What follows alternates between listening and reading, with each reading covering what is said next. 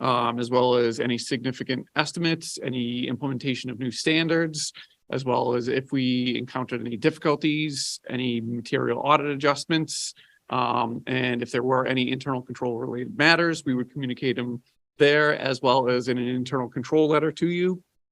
Be happy to note that we didn't find anything. One of the items that was new to the SAU in the current year is GASB statement number 87, addresses leases. We inquired about it. The only thing that we were communicated is that there's the lease arrangement between the SAU and Amherst School District for the brick school building.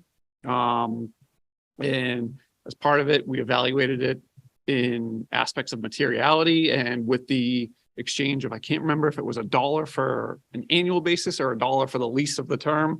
So it wasn't material to the SAU's financial statements. So we're not going to bring on an asset for $1 and then just depreciate it over the length of the lease. So we evaluated it and said, it's not material to the SAU's financial statements. We'll exclude it from the financial statements. Next thing that's important to the board, basically the contributing members as well, Sauhegan, Mont Vernon, and Amherst, is the opinion on the financial statements. We have unmodified opinion on the SAU's financial statements, on the governmental activities, and then each major fund itself. And then as far as what we've touched upon and all the other ones is budget and actual performance. So if you look at page 25 of the SAU's financial statements, it's a budget and actual schedule, which takes into account encumbrances, things like that, that actually get charged against the budget in the year that they were budgeted for, but they may hit on a GAAP basis in a subsequent year. And on a budgetary basis, the SAU underspent its budget by about $71,300. And that was basically on a $2.711 million budget. And that accounts for about 2.6% of the SAU underspending the budget. Overall budgetary fund balance at the end of the year was $291,000, or $291,100, of which the SAU actually used $187,600 to reduce the member assessments to the districts for FY23. Another portion of that is when we had discussed with Katie and Amy, there's the reserved amount for the brick school improvement. It's basically a restricted amount, and that's approximately $29,900. That basically has to, I believe, as part of the agreement with Amherst, they had to maintain a certain amount and had to be spent on specific items over the life of it. And that's essentially just the residual balance at this point. And and I can go over the statement of net position if you want. Kind of dictates, basically, it's comparison to a business. So you catch everything that's long-term in nature, your capital assets, compensated absences, pension, OPEB. There's no debt for the SAU, so that isn't on there. But anybody have any questions in looking at the financial statements? I think you're doing great. Are you okay? Okay. Yep. Thank you, Matt. Yeah, thank you. So we're Yeah, we're all You don't set. have to Really do that. appreciate it. Your fourth round, you hit all four bases and you made it all the way home. And the magic words are unmodified opinion. Yes. We like that very much. And so that's magic words to Amy and Yep. me, and I appreciate going through the fund balance as well. And it's been great working with you, and thank you for all your time the last couple of years. Yeah. Being done in Yeah, That's our hope. that's our goal. Thank you, Matt. so Yep, head to the we organization. will return to our organizational portion. And are there any nominations for vice chair?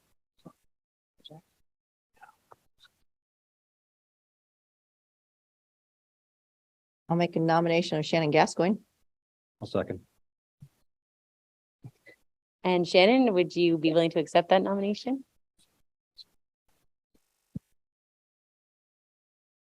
Yes. Okay, and so then Stephanie, do you want to speak to that? Sure. I know it's Shannon's first year, but she has been around. She has, she has worked a lot at the SAU level, including JPAC and looking at different consolidation configurations and building. And I think her input would be greatly useful this year. Okay, are there any other nominations?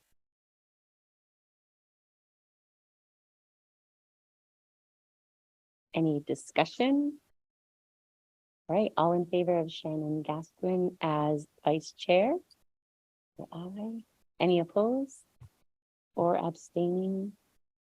Congratulations. Great. Thank you. Are there any nominations for secretary?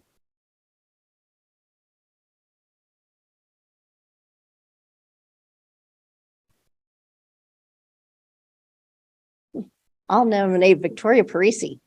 All right, is there a second?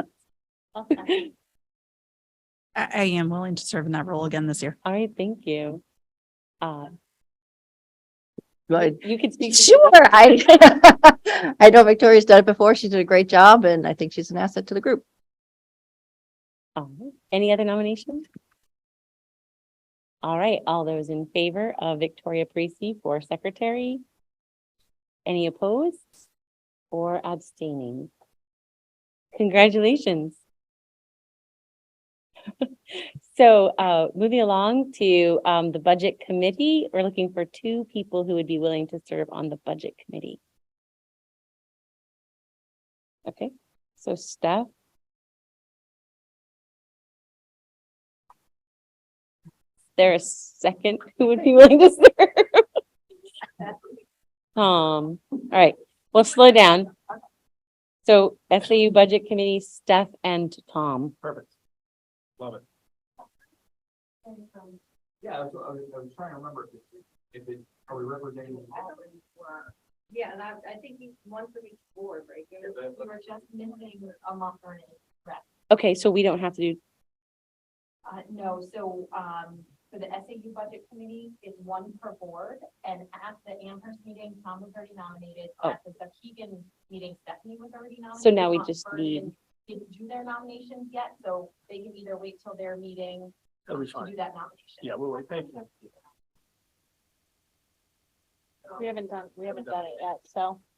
Oh, budget. That was last year, maybe? Sorry about that. No, it's great. no worries. So then Mount Vernon will take care of that and just, that's perfect. So signers of the manifest.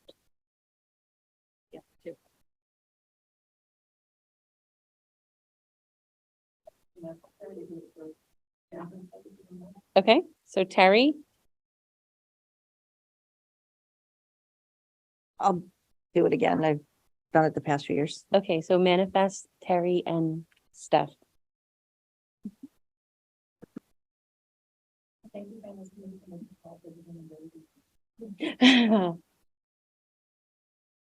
SAU treasurer. Yeah, this is the nomination. Yeah, I'll nominate CJ Butler. Okay, and do we need a second? Yep. Perfect. I think, is there any discussion? We've Okay. spoken to her and she is okay to accept. That's good. All right. So all those in favor of CJ Butler continuing as treasurer? Any opposed or abstaining? Okay, so CJ it is. Thank you. And then SAU deputy treasurer nomination. I'll nominate Peg Bennett. Okay. And a second. Okay. And they're both willing to serve? Yes, Sorry, so Peg is willing to serve. yes, she is. Okay, all in favor? Any opposed? Or abstaining? I'm going so fast, I can't write it down. I got it. Christy, just real quick on the manifest. I Yes. know I've said it at all the individual board meetings, but now that we have all the manifest signers, we'll send out a calendar invite for everyone to do a little training by Katie and myself. Great. So, Thanks. All right, so let's move on to the Professional Development Committee. I'm happy to speak to that. That'd be great. So with the Professional Development Committee, it is an SAU-wide committee. We've had a few board members serve on it in the past. We meet usually either the second or third Thursday of the month at 3:15. So that is one constraint that I know sometimes works, sometimes doesn't. We're happy to have people remote in if that works for their schedule. But all of our teachers are in person, and the committee is made up mostly of teachers and a few administrators. And we really our big work this year was our PD master plan, which is our 5-year plan that helps to really guide, oversee, and support professional development. But we do a lot of planning of our in-service days. We talk about how we support teachers with professional development. So it is a really important committee. Board members get some really good insights into the work that we're doing in the SAU, being part of that committee. The recommendation, Terry Beam was our last rep to that committee. And Josh actually filled in for her when her job changed and didn't allow her to be there as much as possible. And Josh's recommendation was that, it's typically one member, but that we also have an alternate. That worked really well, that Josh was able to serve as that alternate. It is a 2-year term. The reason for that 2-year term that's outlined in the PD master plan, board members have shared in the past that they feel like they finally understand the PD committee, and then all of a sudden we're switching or rotating. In prior years, we used to rotate and each board would choose a rep for their 2-year term. And then we decided instead, just because of the constraints of the time the committee meets, that it could be really anyone from any board, and that appointment is made here at the SAU level. All right. So are there, I guess we're just gonna ask if anyone's interested to start. And it's fine maybe if it's more than one of you, because it sounds like an alternate would be helpful. Okay, is it okay? They're both Mount Vernon is good, right? Yeah, it doesn't matter. All right, so Jess. Yeah. Yeah. Oh, right. Sorry, Sunny. Okay, so Jess and Sunny. And we can work out, who wants to be alternate or main, or how you'd want to split or organize that. Thank you. Okay, and then in Regional Services and Education Center, or RSEC, Terry went up really fast.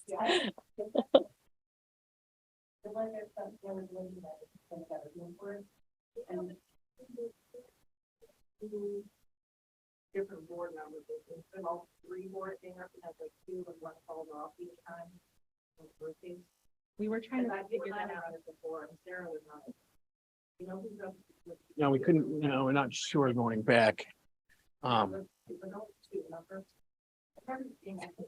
Yeah, and then Sarah Lawrence was on it with me before, and then she fell off, she came on, so then I fell off, and you were on. So we went to the Mount Vernon route. So it must be time for the meeting folks. So we don't, Terry served as a representative of the entire SAU this year. So there wasn't an additional Mount Vernon if we wanted to add a Mount Vernon this year and then catch up with the rotation. Check with the art tech board, the thought they had specific.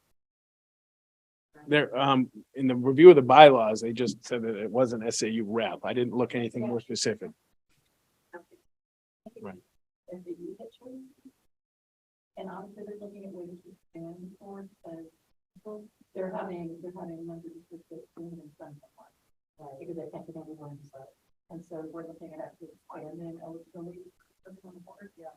So I would say about 50 more. So they would have 2 SAU reps. Yes. I would love to go back on. Yes, SAU 41 has 2. Okay. Oh, it's great. So we can send Terry and stuff. We can, I'll communicate with, make sure we're on the agendas and all that fun stuff. Okay, Happy to. great.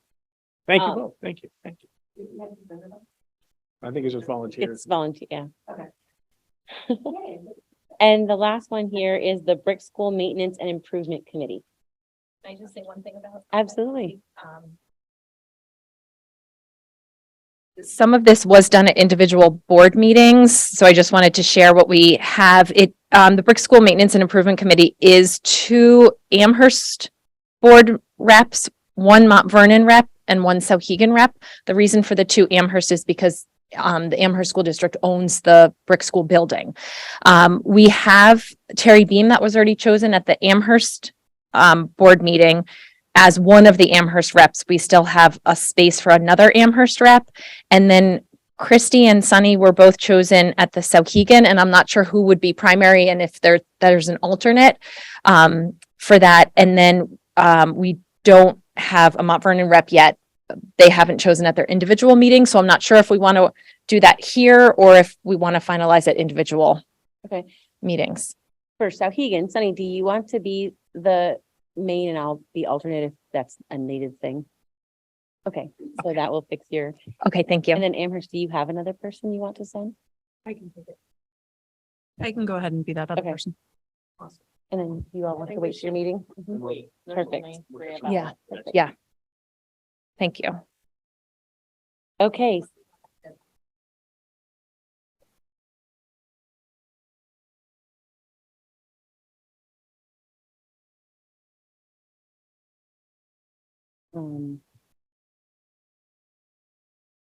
So moving on to the consent agenda, we're not moving on.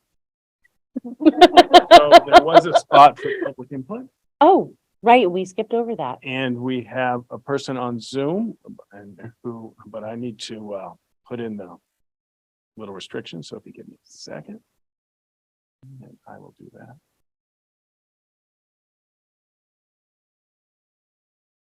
And then we can, if you don't mind, we can go to public comments. That sounds wonderful.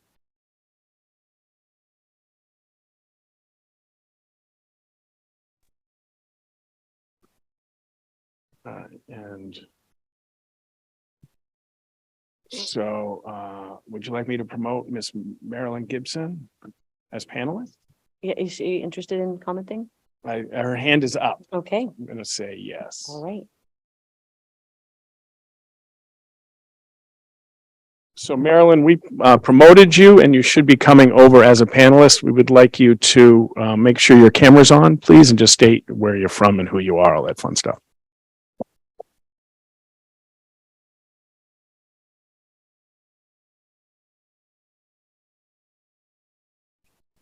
Come on, here we go. Okay, thank you very much. Couple of Can you turn things. your camera on? I got it now. Where is it? Here it is, right here. Oh, I'm so sorry. That's okay. You're doing great. Yeah, right. Thanks. You're always good like that. Thank you very much. I appreciate it. First of all, I just want to say thank you to all the new elected volunteered positions over there in the board. It's nice to see Terry Beam present. Let's see. I also wanted to say I had raised my hand earlier because I know there are several women on the program there, except for seeing Shannon Vascoin, who has a strong voice, and Christine, who has a strong voice, Peters. So anyways, could you please speak up? I'm having a hard time hearing you, even though I don't need hearing aids. So, but I have a couple of things that I wanted to make mention about. I want to thank Superintendent Mr. Chamberlain for inviting me into the brick schoolhouse the other day for a wonderful conversation. However, my highlight of the evening is about instruction. And I was reviewing the notes, the agenda notes, and I see that there have been several comments towards the end of the meeting in regards to instruction time. And I've been bothered by this for many years. And it seems to be something that's been rehashed, but never really spoken to in one specific area, and that is of PD. I'm not a very, very big fan about spending money outside of this district for PD. I'd rather see it in the district. However, I did send a note to Steve in regards to, I don't know if any of you subscribe to Education Week, but it is a powerful tool. I don't know if any of you know the educational professional. He's probably got some other titles, but Peter DeWitt, a very vocal individual who has suggested, as he always does in his opinion blog, it's called Finding Common Ground.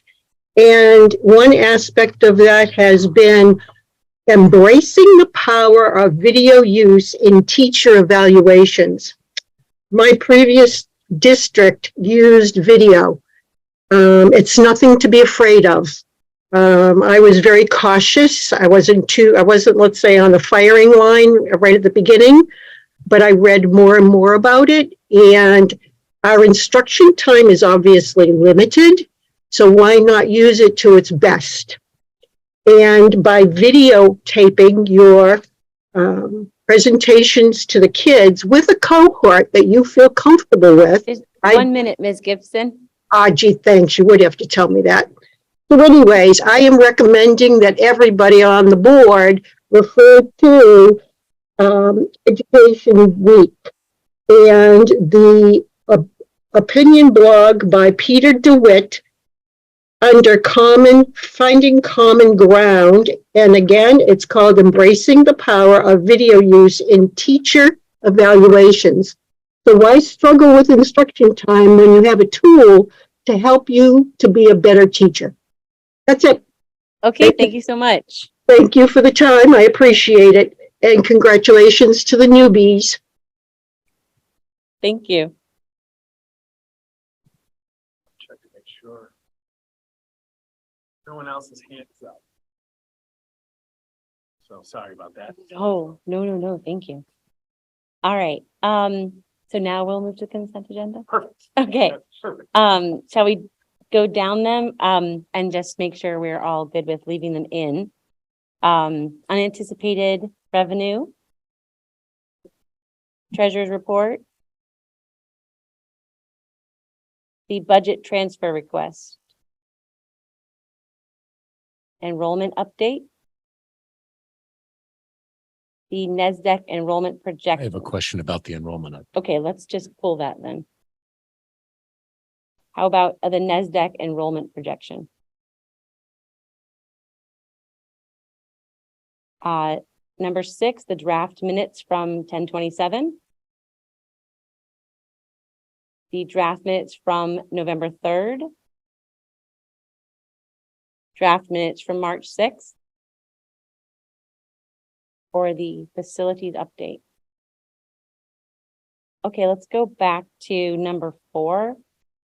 Just a question about, I see that there was a consolidated report and then an Amherst specific and a Mount Vernon specific report and not a Sauhegan specific report. So does that mean that the Sauhegan specific pieces are limited to the consolidated report and that's sufficient? But I mean, I'm Okay. hearing the answer is yes. and then I guess the corollary question is why have two separate and not just have one consolidated and everyone can dissect their own enrollments? Is there a rationale behind it? It just seems odd. And this is for the NESDEC reports, Yeah. correct? Yeah. Yeah, that's how NESDEC recommended. We handle, and that's what they do typically for multi-district SAUs. Since Sauhegan doesn't have any grade levels that overlap with any other grade level, they were able to consolidate that into the Amherst report. But with Mount Vernon, since the grade levels between Mount Vernon and Amherst overlap for K4, if that was in one report, we wouldn't really have any information or trends for Mount Vernon, which is a critical piece. They're actually looking at their building size right now and pretty large increases in projected enrollments in the future, and they would need to know that for really for the building in a sense. Yeah, makes perfect sense. Thanks. And I see a lot of red on the microphone, so people might not hear you if you don't have it turned to green. So to our public commenters point. And what we can do in the future, and I talked to just Tom about this before, is we can start reporting our actual enrollment data with the projected, so you can see how close it's, it's next year will be our third year. So it's been 2 years of using NESDEC. So soon we'll start reporting side by side what was projected and what was actual. And so we can start looking. It took a few years in my past district to have them synchronize and get really close, but we'll start that soon because next year will be our third year of using our NESDEC. So expect next year our reports to be reported with actuals and side by side. You with? Wait a minute. So, I mean, Are you saying that the past data, the historical stuff is projected? No, I'm talking about like when we present like the updated enrollment, we'll actually put right next to like kindergarten. We'll put what was projected for this year with our actuals. Okay, I wasn't clear, John, so now I think I got it. good. So- So all the historical data in here is accurate. Yes, but so we'll update. So What with, you're saying is we're going to be comparing actuals to projection and see what the margin of error is. that was, I was trying to say. That's great data. Should be doing that. Absolutely. Right, we gave them a couple of years to sync, and next year with the third report, we'll fire it up. Any other questions about the consent agenda? I have a motion to accept it. I'll make that motion. I'll second. Okay, so Victoria makes the motion and Stephanie seconds. Any discussion about the consent agenda? I have just one comment. I mean, I'm glad to see us. Are we just sort of catching up with our minutes? I mean, October and November of last year, is this just trying to clean up on the administrative side of Yeah, implementation? Yeah, all me. We added some, point well taken. We'll get much more current on that. Thank you to Danae for cleaning up. But yeah, that's sometimes we've had meetings and I haven't put them on the cards and that messes up the entire system. So I'm going to be card focused in the future and make sure there's not any additional meetings that we didn't have a card. So that's on me and I'll do better. I appreciate you taking time because I think a lot of people look to our website for our minutes and I've done that from time to time to remember what we talked about and there's drafts or it's like, oh, not approved, or sometimes there's nothing there. And so getting that squared away would be great public service. I have Appreciate that. great support and I'll do my piece a little bit better. Thanks. Thank you. Terry? Yeah, there's a little gray tab in the back. Below the white. Good job. Excellent. Thanks. Thanks. It looks so serious. Big. I have something important to say. But it is important what I have to say. It is about the facilities report. And I, as always, would like to thank Roger for what a great job he does. But I would like to recommend that we not only have it in our minutes, which can be hard to kind of weigh it all the way through and get to them, but find a more central place to put them. Have like a facilities corner on the website or someplace where we can very easily help our citizens to digest these. Great suggestion. Thank you.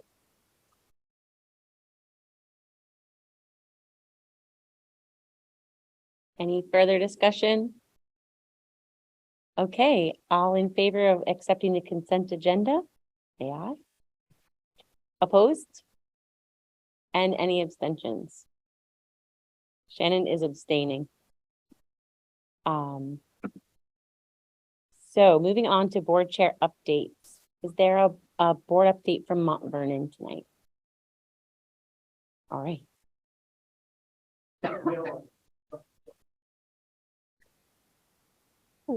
Thank you. Mount Vernon held their last meeting on Thursday, April 6th. The new board positions were voted on as follows. Pete Eckhoff as chair, Jess Hinckley as vice chair again, and George Torres, who could not be here tonight, was voted in as our secretary. As noted previously, there were some positions that we deferred on because we were kind of new to what was going on. So we're going to take care of those at our next meeting. I would like to thank Sarah Lawrence for an outstanding job as chair. As all of you folks know, and the townspeople of Mount Vernon and the school district know, she brings endless dedication, passion, and heartfelt care for Mount Vernon and also the SAU. Unfortunately, she couldn't be here tonight, work commitments. So thank you. And we are certainly glad that she's staying on as a board member. So I've got some big shoes to fill from Sarah, but thank you. Unfortunately, the board accepted with regret the resignation of Kim Deppens, who is our school nurse. She's got some great opportunities for travel with family and other activities. She struggled with the decision according to our leadership, but this is a big loss for us. We wish her the best in her next adventures, and I have faith, and the board has faith that our leadership will be able to backfill that for Mount Vernon. But moving forward, we're going to have to keep key position to fill, so.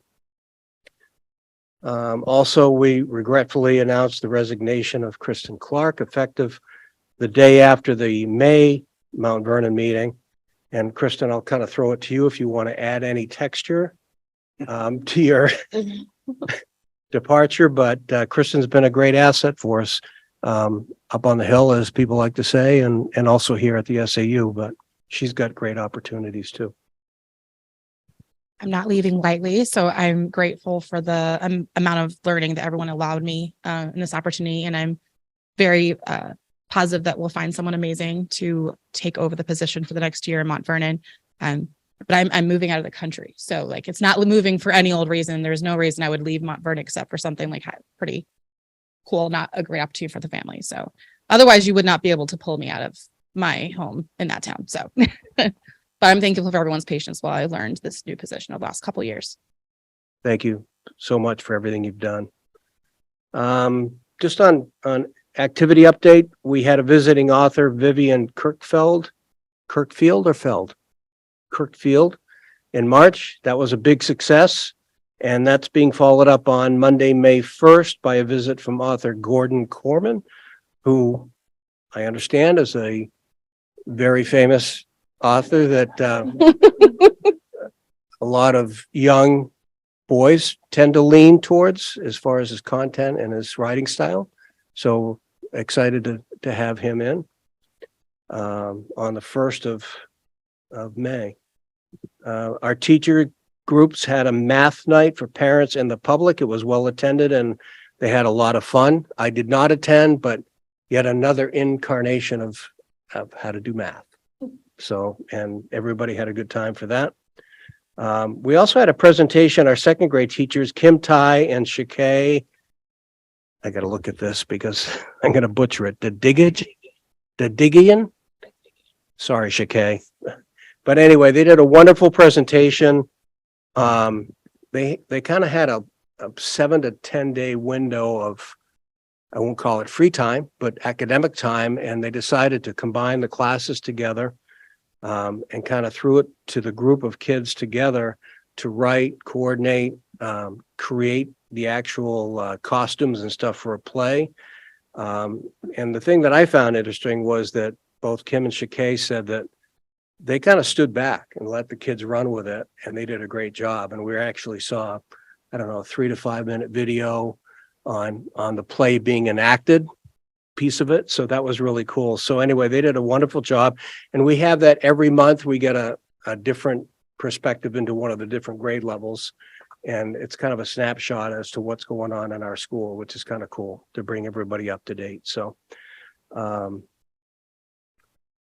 Amherst Middle School Parent Information Night is tomorrow night, 6:30 to 7:30. And I think everybody knows that spring break begins Monday. And that's the update. So thank you. Tom? All right, so thank you. So we elected officers at our last meeting. We also welcomed in a new board member in Shannon, and we welcomed back a third termer now. Terry Beam is back after winning re-election on March 28th. So happy to have Shannon on and happy to be able to work with Terry again. Jason White is our vice chair this year, and then Victoria will pull double duty as secretary for our board and for the SAU board as well. At our meeting last week, in addition to assigning committees, we had a presentation on literacy curriculum. We also had major discussions, or major initial discussions, I should say, and all the items that were related to the voting day results. We discussed our default budget planning and priorities. We discussed unassigned fund balance right now for a variety of reasons. Looks like we're looking at about 1.1 million, so plenty to give back to taxpayers and plenty to fund our contribution to the capital reserve fund. We also had our initial facilities discussion, just talking very briefly about opening up discussions again for kind of a reset of the plan for our future buildings. We will have a public listening session on May 1st, which is that Monday, the first day back from vacation. We'll have more information on the SAU website with locations and times and everything. There will also be Nixle alerts and then signs around town as well to inform folks of that, just to start gauging initial opinions, getting feedback, and starting this process again of discussing what we're going to do with our buildings, because none of the problems went away. just that the solution that we had proposed was voted down on March 28th. The other two things that we had, we did celebrate a seventh grader. I'm going to butcher his first name. Ohm. Pradhan came in runner up for the state spelling bee on March 25th. So a seventh grader from AMS was the second best speller in the state. And then we also recognized the National Junior Honor Society inductions took place a couple of weeks ago as well. So a couple of notable presentations and notable notes for students over at AMS. So with that, I will yield the floor back to you. Oh, thank you. You're welcome. Sure. So the Souhegan Board had their meeting on April, whatever day it was, 13th. We set our new board. I welcomed Sunny Daniels as one of our new Mount Vernon reps. So we're excited to have her on board, and she's jumping in with both feet right into policy committee. So we're excited. So we set our new board. I'm chair. Christy is vice chair. Anna is our secretary. And we started our meeting off with a presentation about hype and to watch a few of our young individuals in our school that just do a fabulous job with their presentation. It's really amazing how the kids start as freshmen, uncertain in here, and they stand up in front of the board and they stand up in front of over 800 students presenting at hype. And they're going to other schools and helping them to develop their own programs so they can expand their whole ethics forum. So, you know, it was really nice to see how these students are developing and growing. Again, we had a clean audit. We had that presentation as well. We discussed a few concerns regarding bullying and vandalism going on inside the school. I understand it's going on in all sides of our school, so we're all talking about how we can work together and help our students. That's really what it's about, right? It's helping our students.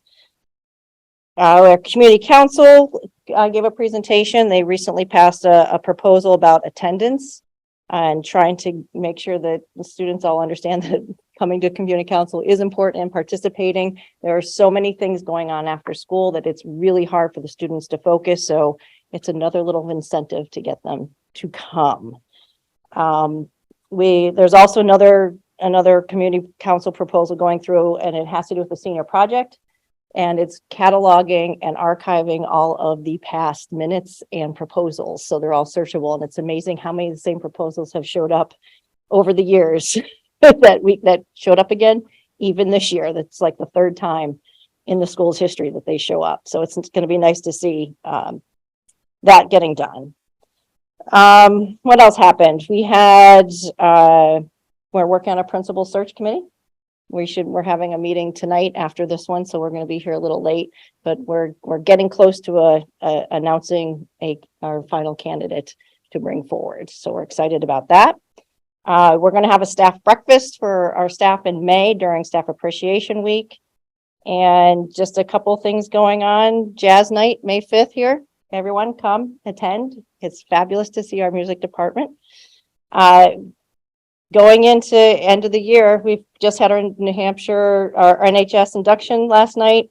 Senior project proposed or applied pieces are all due Thursday. Presentations are May 18th and 19th. If you've never seen one, please come. It's amazing to see these kids. We have prom, AP test, awards nights. We're getting closer to graduation. So that's what's going on in our one meeting. Thank you.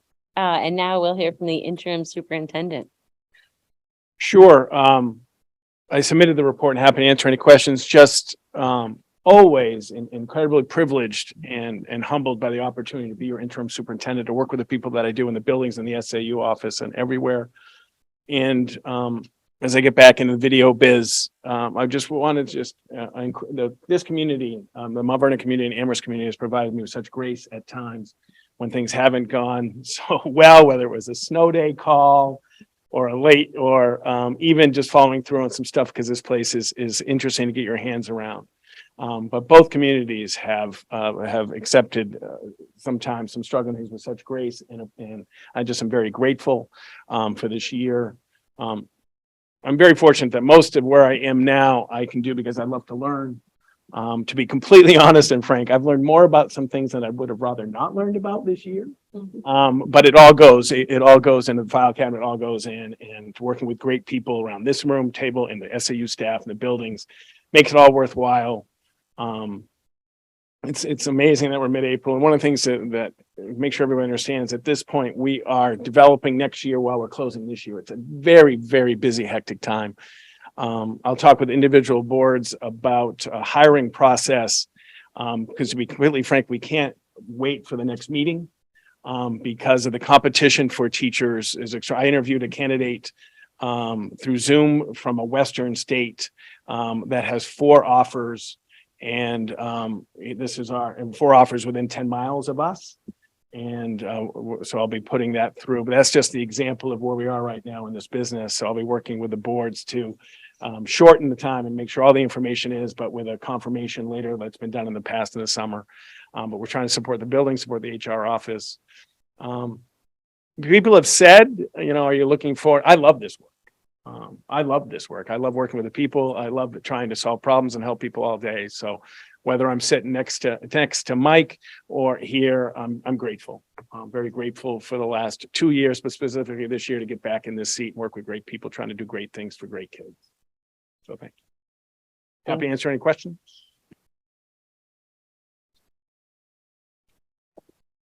So this is where we can ask questions about your report that was in Yes. the packet, right? Okay, great. I have a few. So under the safety and security heading, Yes. I'm just curious, have there been any action items that have come out of the safety and security work with Working- leadership? Yeah, defining the safety and security and allocating the resources, like So that, expand on that. so we started as a leadership team, for example, doing the Alice training that we did all year. So that was the beginning. And then when we started rolling out phase 2 and phase 3, we felt we needed a small group of people to start planning professional development. So I would say at the beginning, they prioritized and we prioritized completing Alice training throughout the district. And now it's planning the next phase, which is educate the community and educate the kids, as well as dig into some of our other procedures. So ultimately, I'd say this year, the biggest accomplishment was the training all our staff in intruder training, which was on our to-do list for a while, but we, with the support of the boards and rearranging our PD schedule, were able to do that. And we'll be rolling out in the fall to parents. We really want parents to understand. And so when we talk with some kids about this, that they go home and the parents support them and know what we're talking about.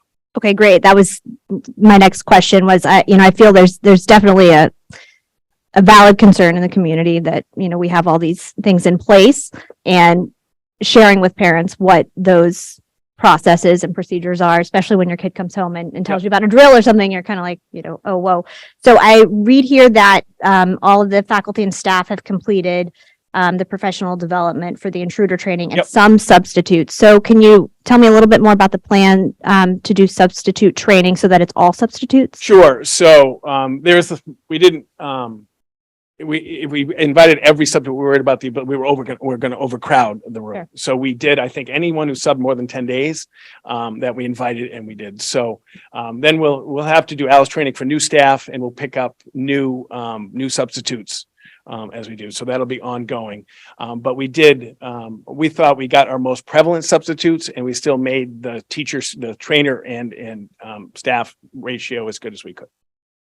So we'll have to maintain and keep Alice training with new staff who haven't had it, as well as new subs. I have one more question, but I don't want to monopolize the floor. Okay. All right. It's all in the same thread. So the SAU-wide security working group was created to oversee improvements. Can you just tell me who comprises this group? Sure. Our school resource officers, administrators, and we're working on getting teachers and support staff from our buildings. The leadership team wanted to revise the structure that is, so they're revising as we are right now. But it will be SROs, building administration, some SAU staff, as well as support staff, and eventually, once we get up and run a little bit, community members. Great. And when can we expect to kind of see some of the work from that? Like, is that something that the board gets updated on? Yes, I would think at least every other soup or assistant soup report, whatever my boss wants me to do. Right. Yeah. Fair. Okay. That's it for now. Thank you. on the same thread, when you're forming the groups and you start expanding it, we want to make sure we involve potentially community council because they've done a lot of work in the past on security in Great the idea. building and they always have a voice here. Love it. Okay, Thank thank you for you. And I just want to say that one of the comments in there about voting day and having maybe not having school open, you know, when I was standing there and I'm watching all the kids walk back and forth in front of everybody and everything else. I mean, you know, there's a certain sense that we always feel secure, but it was when you stop and think about everybody walking in and out of the building, it's Yeah, wide open and we're talking about having swipe cards next year anyway. So it's gonna. yeah, I'm with, it's tough because most of our, like my history was such a great civic exercise. It's a great moment, but things have, things have altered a little bit, changed a little bit. And one of the things that I believe and talk a lot about is making sure everyone feels safe, comfortable, productive in school. Mm-hmm. And not everyone does on voting day on the education side. We have 3,500 people coming through. Yeah. Many people do. But not everyone, the messages I got in the building, there's some people who don't feel as safe, comfortable, productive that day because of it. And Steve Coughlin is a passionate person about having school. And we talked about it this year. But we also have to understand that we want to do everything we can for safe, comfortable, productive. It's not, those are meaningful words to me. Mm-hmm. Thank you. Sure.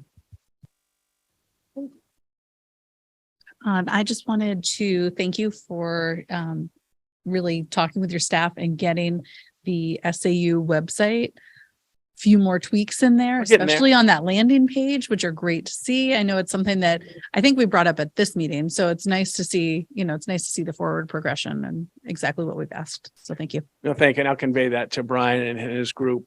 Thank you for noticing, and I appreciate their hard work, and I appreciate the board's grace as well. As we might have rolled it out a little bit differently if we had to do it over again, but we're learning.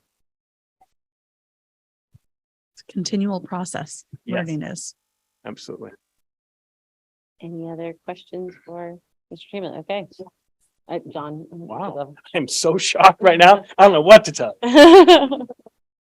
Well, it's a sign that we're listening to you and we're interested in what you have to say. I'd Thank say. All the groups that you mentioned who would be part of the security is dovetailing off of Shannon's. The one that was missing was board members. And I think an invitation might be well received by some who would like to participate Perfect. and listen early in the process and offer their feedback Thank you. along the way. Love it. Yeah, and I'd say that's maybe a broader conversation that we should have together to revisit what are the roles of the administration and the role of the board member, because I think there's a lot of people here who would like to contribute more than they're currently able to contribute, because it is frequently the case where, we see information for the first time, maybe in a board packet or in a meeting. And there's been a lot of people who have done a lot of energy and thinking into some problem, solving some problem. And there's not an opportunity for the board to be part of that solution process. And I think you might find a lot of benefit. It might make your job a lot easier if you would incorporate board members in the genesis of what the problems are and what some of the brainstorming is for the solutions to the problems and the feedback loop, so that when the recommendations get here, people can raise their hands and say, I witnessed this. I provided my feedback. I saw the evolution and I full-throatedly support that. Could go a long way to restoring trust in the community and a good productive relationship between the board and the administration at large. Thank you. You bet. And I think we're all set. Any last questions for Mr. Chamberlain? Okay, seeing none, we'll move on to a discussion on election dates that was requested earlier. And I believe, Mr. Glover, that was coming from you. Yeah, it was. I'm just looking at the board notes where Steve, you had put some. So just to recap this concept of permanently moving election day, I look at this as the reason why you would do it is because it's good for students. Why is it good for students?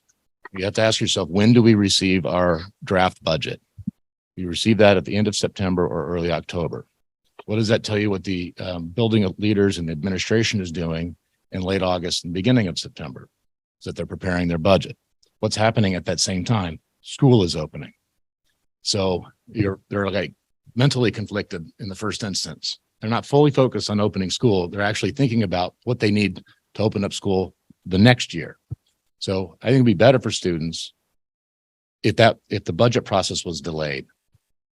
Also, if you did that, that would give you time to evaluate the new things that you were rolling out. If you were doing pilots, we do pilots all the time. Christine, yes, pilot study is a good thing to test new thinking and new ideas. You get some results. I think you'd end up with better estimates if you were able to delay your budget process by 2 or 3 months, which is a fiscal responsibility piece of this. And I think it's just good governance because we operate on a school cycle. So the board members governing could almost complete that cycle. Right now it's interrupted by this March election. And so the people who have done all of the deep thinking, who've been all part of the process, who've been providing their feedback along the way, they may leave, they may not be reelected or so on. And that's a short circuiting of that. Those are some of the really good reasons. And I think if our goal is to have better turnout in elections and a more informed public, and you want people to vote yes on opening up their wallets for various warrant articles, then asking them to do that at the very tail end of winter when it's still dark out and cold out and people are a little grumpy in March. Instead, you're asking them to support you in May or June when it's sunny and everyone has a smile on their face and spring is in the air. You'd have a better voter turnout. You wouldn't have delayed elections. And that could be a really good piece of our community service. Now, I think those are compelling reasons to explore it. I see in the one reason not to is really a concern about staffing. I would like to ask you a question as administration. It really hinges on this April 15th day for teachers. That's a statutory requirement. If the question is, if that statutory requirement were to change, would that change your view on this? Yeah, my biggest driver is concern what we're happening right now. You know, I've got 10, 11 people in the queue to hire right now at Sauhegan and Amherst. Okay. And if I didn't have budgets right now, I'm an ish person, but I would drive Amy absolutely crazy if I'm offering 11 contracts without a budget. So that's my biggest driver is to make sure we meet that statutory guideline. Because I have to, we have to offer those. I'm worried about offering those contracts like tomorrow because they have so many. Everybody's got multiple offers right now. Just respond to that a little bit. So if you have 11, how many of those are new hires? Meaning how many of, no. I mean, new positions. How many of those increase headcount? I don't think any. Exactly. I think it's zero. And my point is those salaries and benefits are already baked into the default budget calculation because they're existing positions. So could you, even if the voting day was moved and the statute was changed to make it legal to do so, or if there was some variance or something, we have to talk to Dan about that. But since it would really only affect increases to headcount, all of those positions could be satisfied by the contract deadline before a vote had even taken place, because even if the budgets fail, that money is still preserved in there for those positions. So I'm with you. But for example, that is only if we never added positions. Sauhegan, for example, had 2 non-default positions. Right. If I couldn't offer them contracts before April, I offered them on April 13th because of where the board meeting was. There's no question I would have lost them. Well, I guess then I'm thinking just to have a little dialogue and then anyone else wants to chime in. I know that one of those positions was business teacher, I believe. Yep. And that position was actually filled for 2 years, but it was never in the default budget. It was a choice, an educational choice because of the value of that position. So we weighed the pros, we weighed the cons, and we supported that position until finally now it is Yes. it is approved by our public.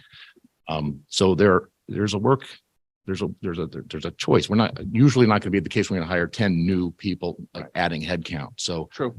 I guess it's just like a pros and a cons, so the value of, is it the risk of not being able to hire, 1 or 2 new headcounts worth not the benefits of foregoing all of the benefits of having a later election day? That's the essential question.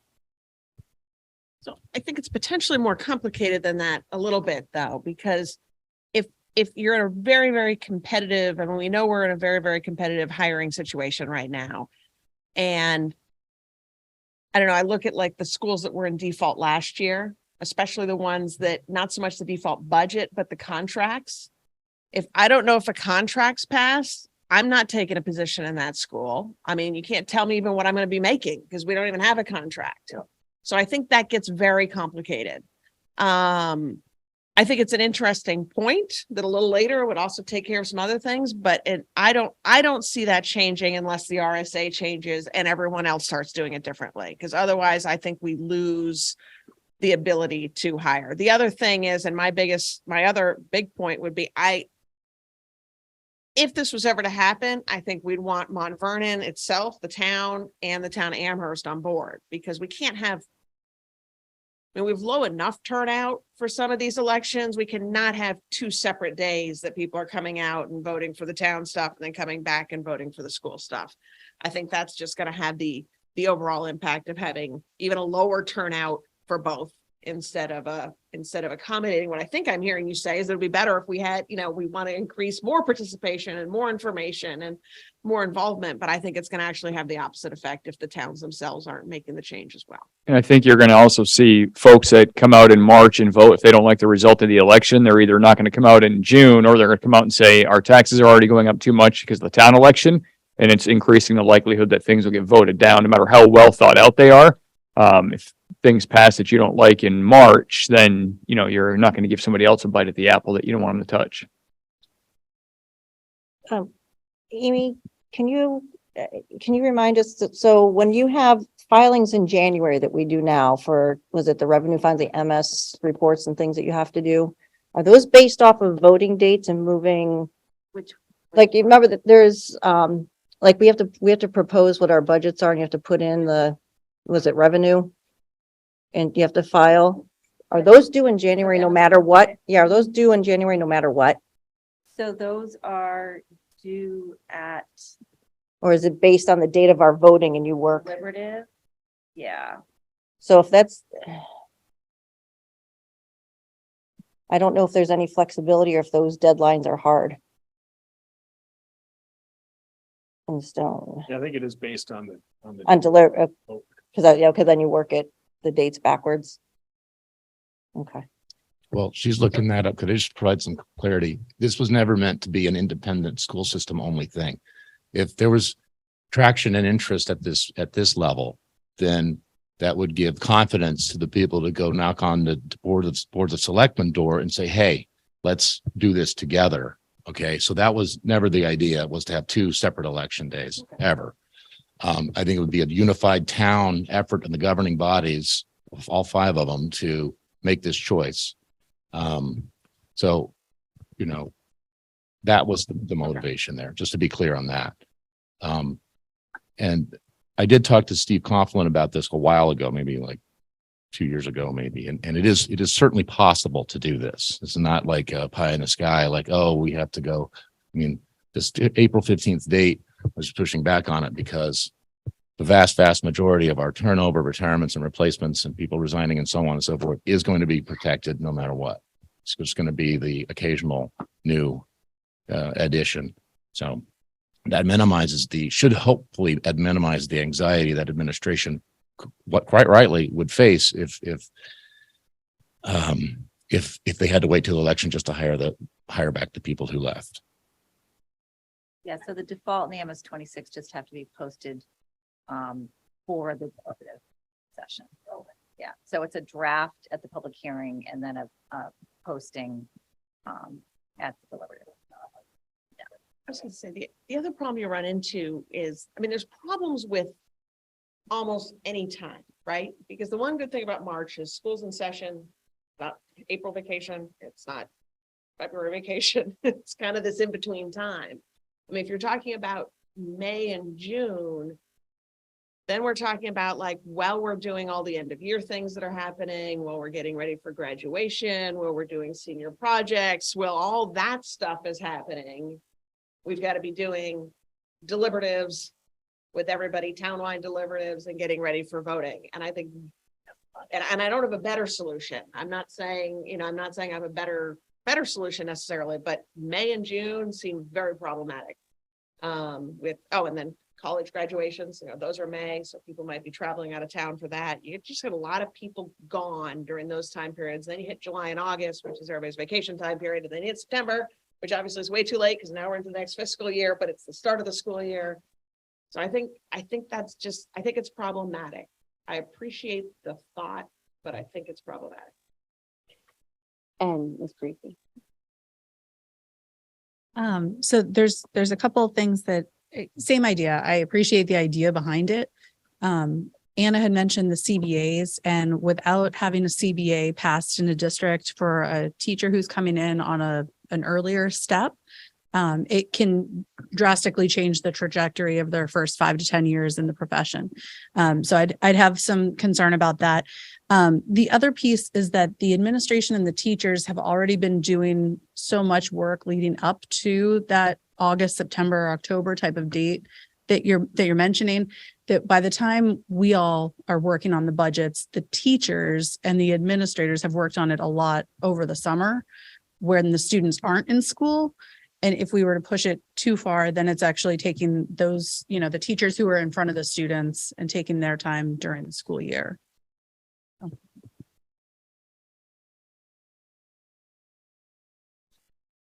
All right, so that was a good discussion, and let's go ahead on to our next item, which is the June board meeting schedule.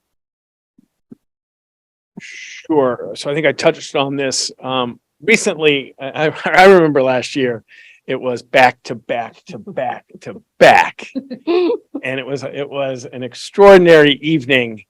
And it was, we had some people waiting, if you remember, some people were waiting outside of the community room and some people were in the superintendent's office. I felt very rushed and I didn't feel that, and it was a June meeting and there's some stuff. I don't know if you remember, there was actually some stuff. So in talking with leadership team and what we'd like to do. So going forward, typically our meetings are on Thursday. And when life is wonderful, it's a 4 Thursday month and we go Thursday, and we like that. Then we have a vacation week. And we don't typically have board meetings on vacation week. So what we're trying to codify that if we're a straight normal month, it's one a week. If we're not, then we'll go Tuesday, Thursday. And we'll pick up the other one. So our board schedule will be Thursdays unless we have to, we pick up a Tuesday. Now, so what I'm proposing for June is a 6, 8, 13, 15. So Tuesday, Thursday, the 6th would be Mount Vernon, Sauhegan would be the 8th, the SA would be the 13th, and Amherst would be the 15th, because Amherst is already scheduled for the 15th. So we keep as much as we can. And so we would go 2 meetings instead of, and if you, I don't recommend back to back. There is thoughtful, and actually we did some policy work at the end of that, the significant policy work that I had to work with. I remember that night of doing with serious policy. And then remember that SAU meeting, it was not an significant SAU meeting. I had to talk with the whole SAU for a little while and it was significant. And there were people waiting. I didn't like it. It wasn't enjoyable. So I'm putting out there Tuesday, Thursday. We covered over 2 weeks and we do one a night and we actually have, I'm cutting to an hour that night. I'm all in. I'm just kidding. Whatever it needs. So nothing on June 22nd, but what night for the Sauhegan one? So Sauhegan would be the 8th. Or, I'm sorry. Okay. And the SAU one? 13. I hope those are Tuesday, Thursday. Correct. They are. It is. Good job, Abby. Yeah, Abby. Abby did that, not me. I'm away for that second, for the 13th, that whole week. Don't want to do a 6-8 Sauhegan. Yeah, we can swap a room. We can do some swap. Would anyone mind if we did Sauhegan and SAU in the first week of June? That would be helpful, if you want. Just a question. I can have Abby dig in and send out some stuff. I mean, I think the value of having SAU meeting the last meeting of the month is so that whatever happens at the board meetings can be reported writ large, and also there may be something coming back to the boards This that is is just, important to everyone at the SAU. So I'm just, this is just for June, for Right. that, instead of that one thing. So Right. And if you want to do 2 in one night, we No, can I'm manage not 2. I going to can't manage Minneapolis. 4.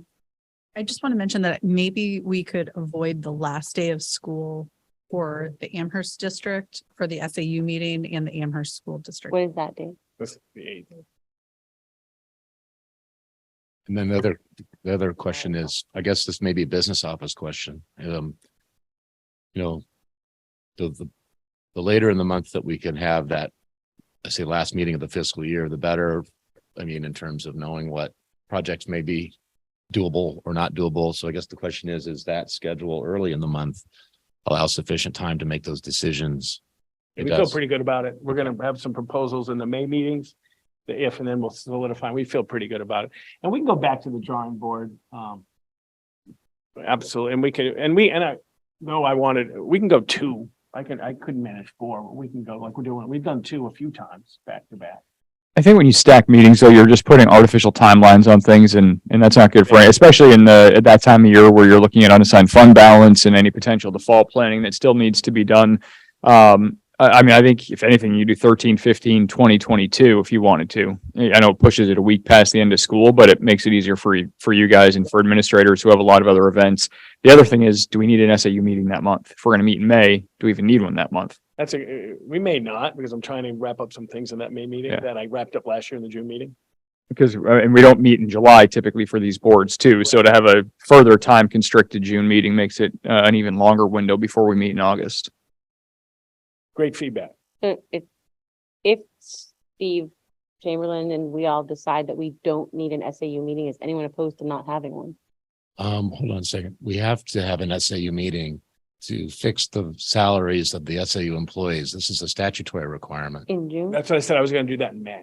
Oh, Right, yeah, we're still okay. gonna have I one. missed that part. No, I don't, yeah, I'm going to try and wrap up everything in May. As opposed to what happened last year in June. What if we put the 22nd in for the SAU meeting just as a placeholder if needed? And if not needed, we won't have it. We'll do the others as outlined. And if we do need to squeeze something in before the end of the month, we'll have it. Great. And then if I can't wrap everything up, I need to wrap up in May, then I have some buffer. Is there any more discussion? Okay.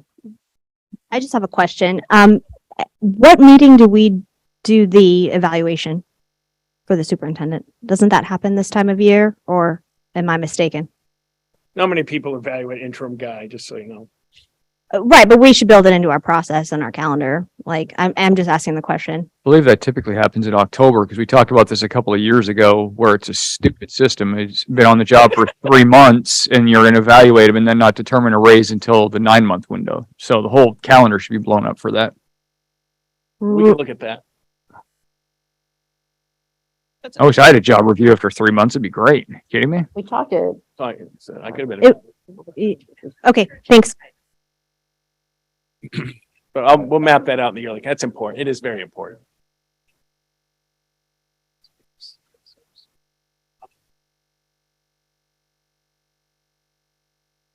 The logic behind the reason it is now is because the superintendent is typically entitled to a notice of non-renewal, if you were, or termination by November 1.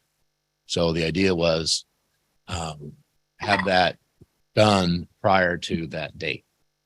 But Tom's point is very valid that, you know, the evaluation should be done in June at the end of the school year. How was the money spent? How were the programs done? All of that stuff. It's all fresh in everyone's mind, or at least maybe sometime over the summer. Maybe in August is when that could be done potentially, to push it back a little bit. in a Um, transition year like this, you know. So that's a know that good it's really discussion. I think that Anna had noted for a future.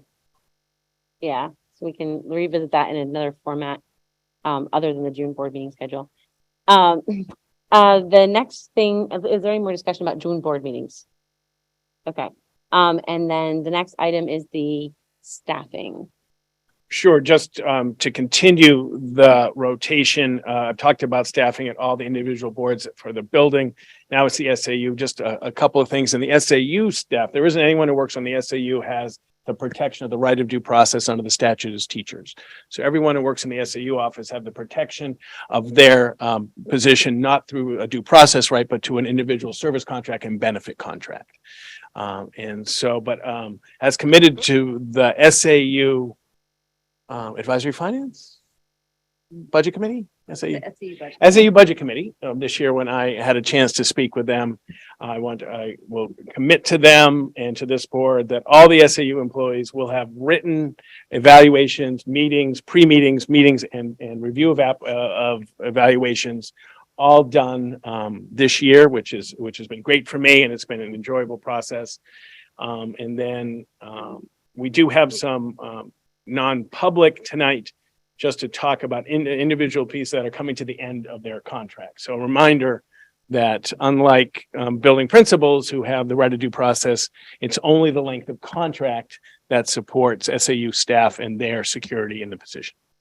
And we'll be talking about that. And then in May, like I did last year in June, I presented a compensation, I reviewed the compensation schedule proposed by then me. Now, I don't know what I was back then, but now I'm interim soup. Who knows what I was then?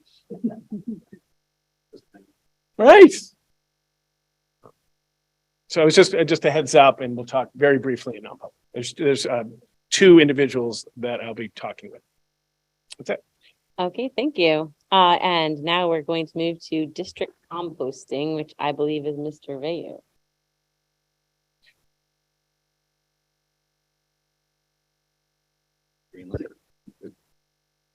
All right, start a timer for myself because I can ramble on this stuff. Thank you, everybody, for giving me a couple minutes to talk about this stuff. As you may know, I'm on the Southern Regional Landfill District, the SRLD, and before leaving the paid workforce, I was an accountant and operations manager for solid waste systems. And I find trash very exciting, and it's my happy place, and I'm always happy to talk trash. One of the things we've been working on with the SRLD is what do we do now that recycling has kind of become very volatile. China no longer takes a lot of American recyclable materials, post-consumer materials, which caused a lot of pain in the markets. COVID did a lot of damage to the recycling markets as well. Companies have changed to more virgin materials rather than recycled materials. Okay, can you hear me now? So recycling has declined.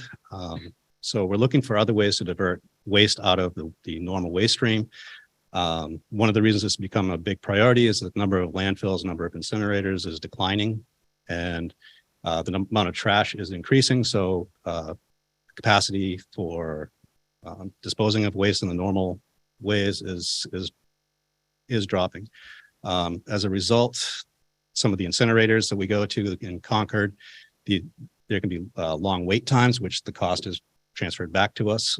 Just in the last couple of years, the Sauhegan High School has seen a 19% increase in disposal cost and an 18% increase in disposal cost just in the last 2 years.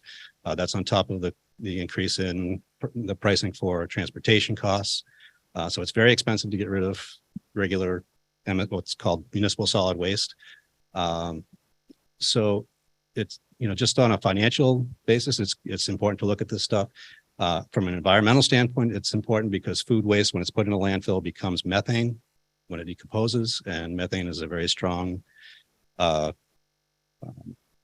greenhouse gas. It's one of the most potent greenhouse gases. So most landfills emit methane. You can see if you go to our transfer station, you can see the white pipe sticking up out of the ground. Those are leading methane into the atmosphere. Some places, bigger landfills will turn it into methane gas and use it to generate steam, which they can use to generate electricity. It's estimated that up to 25% of our food waste, 25% of our waste by weight is food waste. So anything we can do to divert it will save us environmentally, save us financially. What do we do with it is the big question. We've always known about compost. It's been around for a long time. But the problem is that compost is hard to deal with. You need a lot of area. You need to have some place to put it once it's become compost. Do you have a farm? Do you have planters? What do you do with meat and other protein products that don't decompose well and they draw animals? We're lucky that there are now companies that will do this, and it's no longer just compost. They will do what's called anaerobic digestion, where they mix it with animal waste and they put it into a digester and they generate methane, but they contain it and then generate electricity with it. And when they're done, they take the remnants and they turn it into bedding for cows and farm animals, or they use it as fertilizer.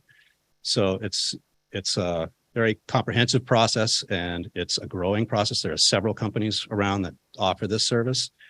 We were lucky enough to find one in Maine early on for the transfer station in Amherst that allowed us to do a pilot program. We have since found another company that's even closer to us. It's half the price. It's been extremely successful. We estimated that we would divert maybe 500 pounds a week if we were lucky. We're up to over 600 pounds a week, which is over the course of a year is enough to divert one full load of trash. So it's several $1,000s in savings. And this is without doing any kind of real marketing. So there's nothing preventing us from scaling it up. We are looking to expand the process to other transfer stations. We operate Hollis, Pine Brook Line, and Mount Vernon, so we're trying to get them on board. And every time we bring something else, another business or entity on board, it helps reduce our costs because it gives them more business within their service area. So their economy of scale goes up, and it gives us lower pricing. So just kind of like to have to get permission to pursue this and to allow the administrators, Crystal and Mark and the other cooks and Amy to help us, and Roger, of course, to help us look into this and see if it's something that's viable over the course of the summer to start next September. We're also looking into getting grants and exploring other opportunities to get funding to help us expand this throughout other areas. Just real quick, if we can, which slides, the first set of slide decks, the Vanguard. Vanguard, you got it. This is the company that the transfer station is currently using. And like I said, there are several other companies that are competing for service. Just to show you a little bit of what they do. And this is great to include teachers and students in. In Hollis, their elementary schools do this, and their kindergartners are the best. They are great at diverting food. And as you can see here, let's see. Each year, U.S. Greater than 50 million tons of food waste goes to landfills, which becomes methane. U.S. produces 1.3 billion tons of manure, which they mix with the food waste to create methane, to create electricity. And we can go to the next slide. I don't want to bore you guys with this. Food waste is a resource. One of the things that monitoring food waste does is helps you cut back on the waste to begin with. In Hollis, I believe they take food that is still good, unopened milk cartons, cheese sticks, things like that are in wrappers, and they have a separate refrigerator that's free. And if the kid is hungry, they can go to the refrigerator and take something out and eat it. This helps them cut back on the waste to begin with. And it can become a lot of different things that help benefit farms and create electricity for us. We can go to the next slide. This company was acquired by BlackRock hedge fund. So they are well funded and they're looking to expand. So they have a lot of resources to help dedicate and educate students and help with teachers, help with the kitchen staff and things like that. We can move on. They have quite a process. They can take packaged materials They can take canned goods, they can take stuff wrapped in styrofoam and depackage it and create, separate it out, which is really cool. Moving on. And this is the process, taking the material, processing it, creating a slurry that becomes the gas, and then they use it to produce bedding and material for fertilizer. Next. We can move on. And again. This is a good one because the state of New Hampshire is recognizing this. There were two bills this year, HB 300 and HB 462, which require anybody who generates more than a ton of food waste per week, which is usually like a buffet, Chinese buffet or something like that. They generate a lot of food waste and very heavy. Both of these bills were put into the budget. So there's $2 million going to the Department of Environmental Services to help target food waste. Some of that will be available as grants. So these are no longer bills. They're actually part of the budget and very likely to pass. So something we can look forward to. And next. These are the types of containers that they provide us. You can get a compactor, you can get 64-gallon, 32-gallon containers where if you have room in the kitchen for them, they can be stored just about anywhere, anywhere people generate food waste. And these are the things that they can collect, which is surprisingly broad. The only thing they can't collect that the previous company that we used did is bones. Other than that, it's you can put cheese, eggs, meat, anything like that in there. And I think that's it.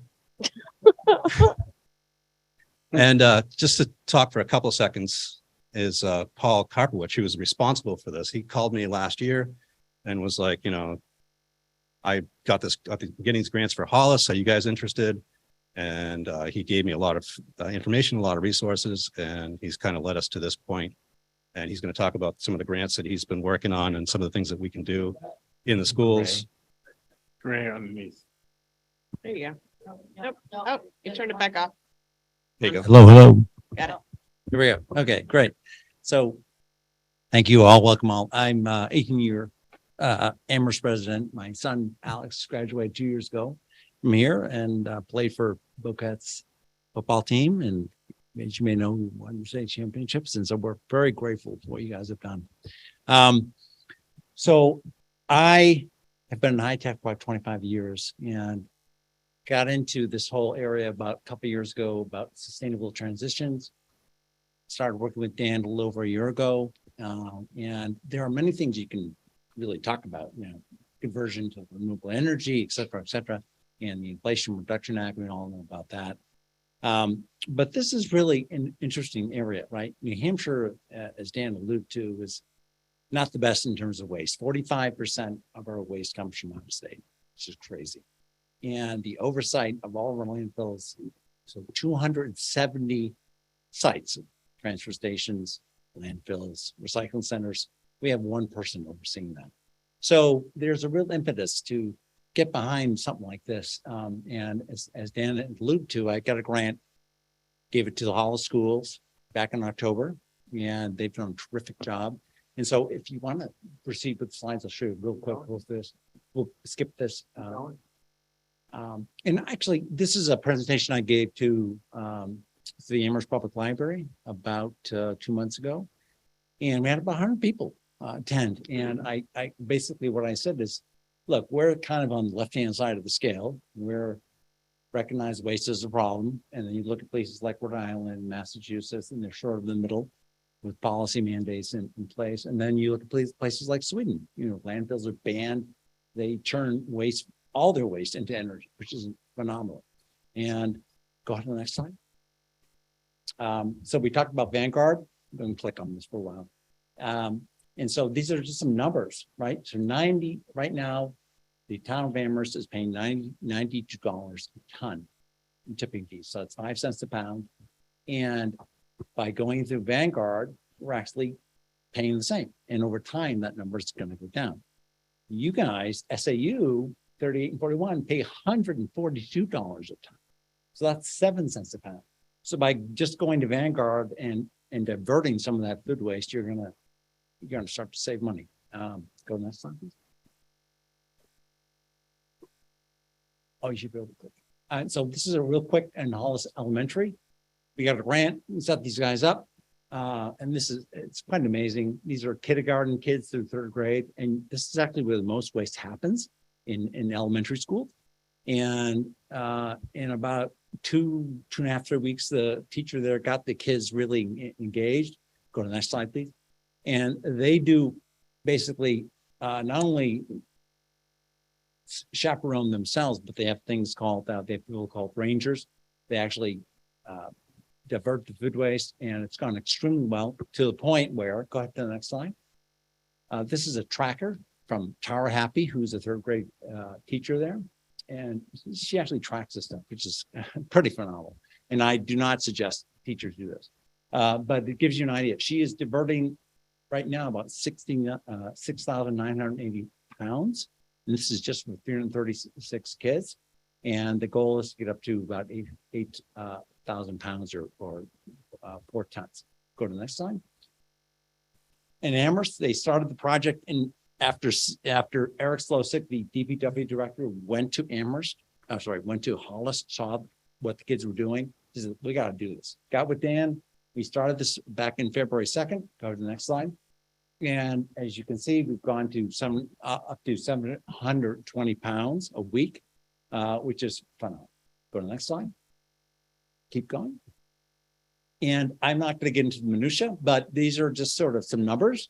And based on towns and what we're doing in the towns and what the schools are doing, I just threw out some projections. And essentially, if we put a program like this in place, we can divert about 74 tons across the board, which is pretty amazing. Go to the next slide. And so I'm a bit of eye candy, but we approximated a budget through grants, strict grants. If we get about 73,000 for the first 6 months, we can basically drive a program across 4 towns and 10 schools, if 10 schools wanted to participate, with things like stipends for the teachers. I actually gave stipends to the Hollis School, etc. And so we can talk about this later if you guys so choose. But the idea is to give support to the teachers, support them monetarily, support them operationally. And there's a lot of lesson plans that can go into this. Last slide. And this is just an example. This is from VEEP, which is actually VEEP and the New Hampshire Energy Program. They are working in conjunction with the state, and they provide kits like this that show you can just take a bucket, fill it with cow manure, food waste, let methane rise, capture that methane, turn that into biogas. And this is something where you can do physics, chemistry, and biology all in one. This is just the tip of the iceberg of what you can do. So with that, thank you. Just one last follow-up. Just a quick financial review. We're paying about $191 a ton to get rid of trash here at the high school, considering hauling and disposal fee. And if we went to the food waste diversion, it would be about $113 a ton. So, but there is some logistics involved. Where do you put the containers? Because there will be smell, to be honest, in the summertime. But we don't have a lot of school in the summertime, so it'd be, limited then. So it's getting the kitchen staff on board and the teachers and kids on board, and just talk. It'd be great if we could. I don't know if we need a motion to get permission to the administration to discuss this with us and to pursue it, or Ms. Bracy. I have a few questions first. So for me, it's a great idea. I grew up in a community that always did recycling, and I didn't understand when I moved to the Northeast why there weren't recycling bins on everybody's curb. So this is great. So for me as a school board member, my question is all about manpower, all about the cost. So you just mentioned 191 down to 113. That's obviously fantastic. Less money, that checks a huge box. do we have to purchase other items or is that all included? All the trash cans are all included with the service fee. It's $34 a month. The transfer station is paying right now for 2 containers. They just went up to 3. I'm not sure what that cost of that is. Like they started out just over $500, 500 pounds a week. They're up to over 700 pounds a week. So they're diverting a lot of trash without any real marketing campaign. So once we start to push this, it could go a lot higher. And then my second question is just something that you brought up, the smell. And how often do these get, removed, replaced? They're serviced weekly, and they have a liner inside them, like a big trash bag that goes when it's dumped. The liner goes with it, and then they just put a new one in, and they will clean the containers on request if the bags leak or whatever. So it's weekly, so the food waste doesn't sit there for very long. It's actually serviced more than the compactor that's out there now, so the smell might actually not be any worse. If you go out, but if we took a walk out there, it'd be pretty ripe. Okay, thank you. She said it's 34 a week for this service. A month, actually, 34 a month. I might have said a week. No, you said a month. I just, I wrote down a month. And so it's 34 a week to have them haul it away too. It's not $34 a week to have 34 a month to have the containers, and then there's a monthly charge based on the weight. That includes everything. There's no extra charges. There's no fuel surcharge or anything like that. Catherine? Thanks. Well, first whoa, that was loud. I love this. You may all not know, but there's an environmental club at Wilkins, and they're actually composting lunch this week. Parents of kids in the club are coming in and helping. So I go in on Thursday, so we'll see kind of how they're doing that. I'm sure they're taking it just to the town dump.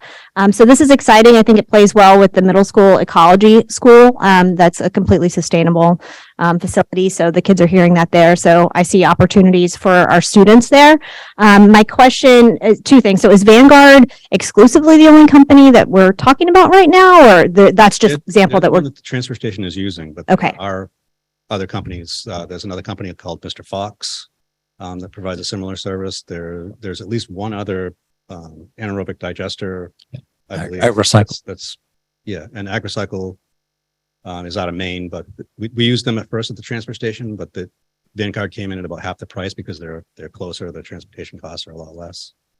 But I they will provide add exactly the same service. We're actually doing a potential study to look at putting a digester in New Hampshire and powering this area. And the Vanguard facility in Haverhill, they actually, from our food, I mean, personally, it would be great if we powered our schools, but they actually, in driving the electricity onto the grid for Haverhill, they take the credits and give them to the Haverhill schools. The entire Haverhill school system is powered by their digester, which is pretty amazing. And part of what we get out of this is you start to see how much food you waste, and it gives you an incentive to cut back and find ways to not waste as much, which saves you money in the long run and has benefits worldwide as far as food supply and cost of food and people that are going without. So Yeah, no, it sounds like there's a lot of opportunity, and I just want to clarify the grant discussion. So we would be empowering the superintendent to explore this, and it would be what we're talking about tonight is a zero impact to any budget, right? We're talking about doing this through grants. this would be giving everybody an opportunity to talk to each other and make sure that it makes sense because we got to talk to the kitchens. Where can they put these containers? Do they have the manpower? I mean, they're putting the stuff in the trash anyway. So, hopefully it's just a marginal change in how they work. So. Yes.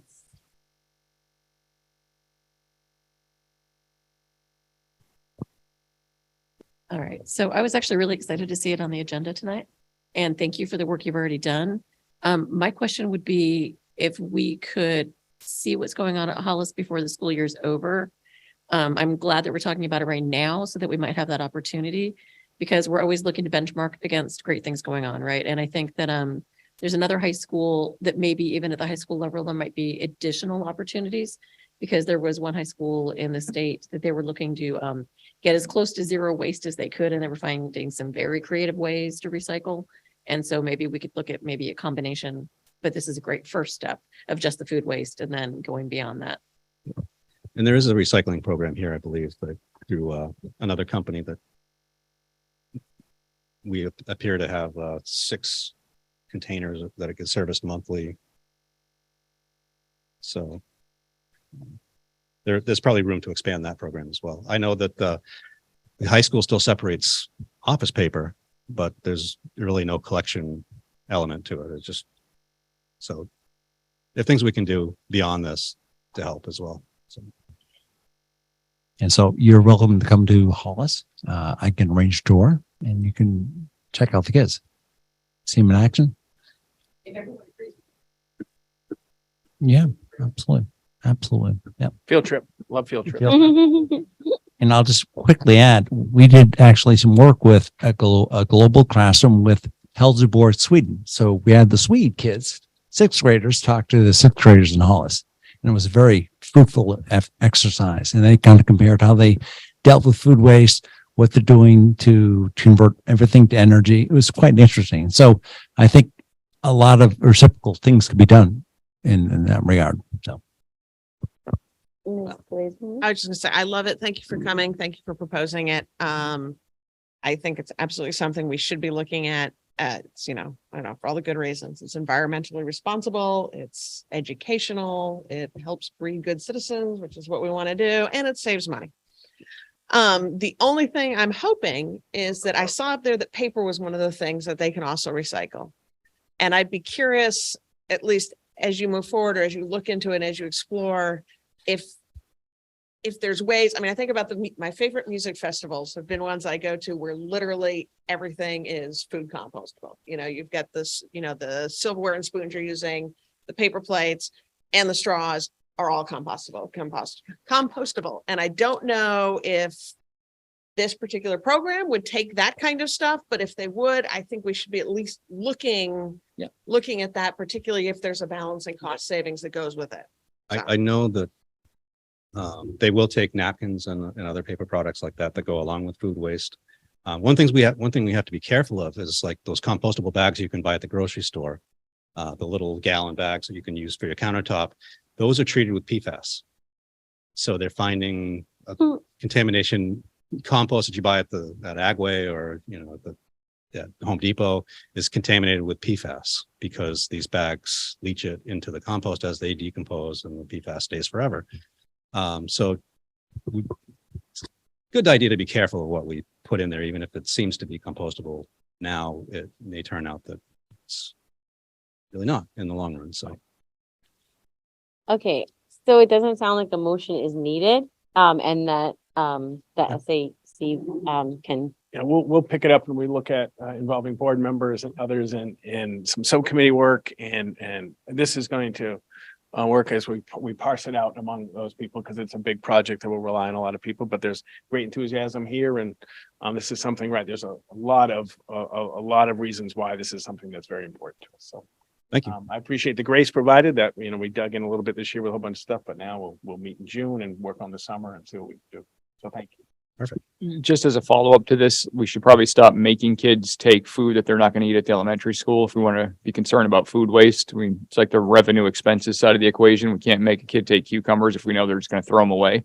So that should be revised. I know it's a federal policy that's really well thought out when it comes to food waste. So I think we should be looking at something like that as well. I don't think it's a problem at middle school and high school, but I know elementary kids are forced to take stuff that we know they're not going to eat.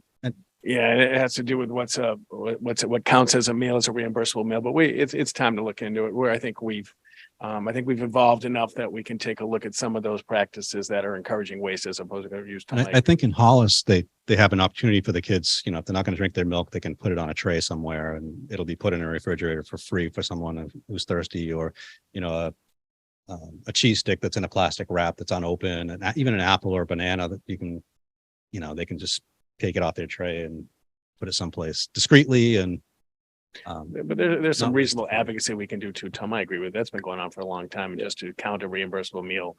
I think there's some stuff we can do. I appreciate you bringing it to the attention.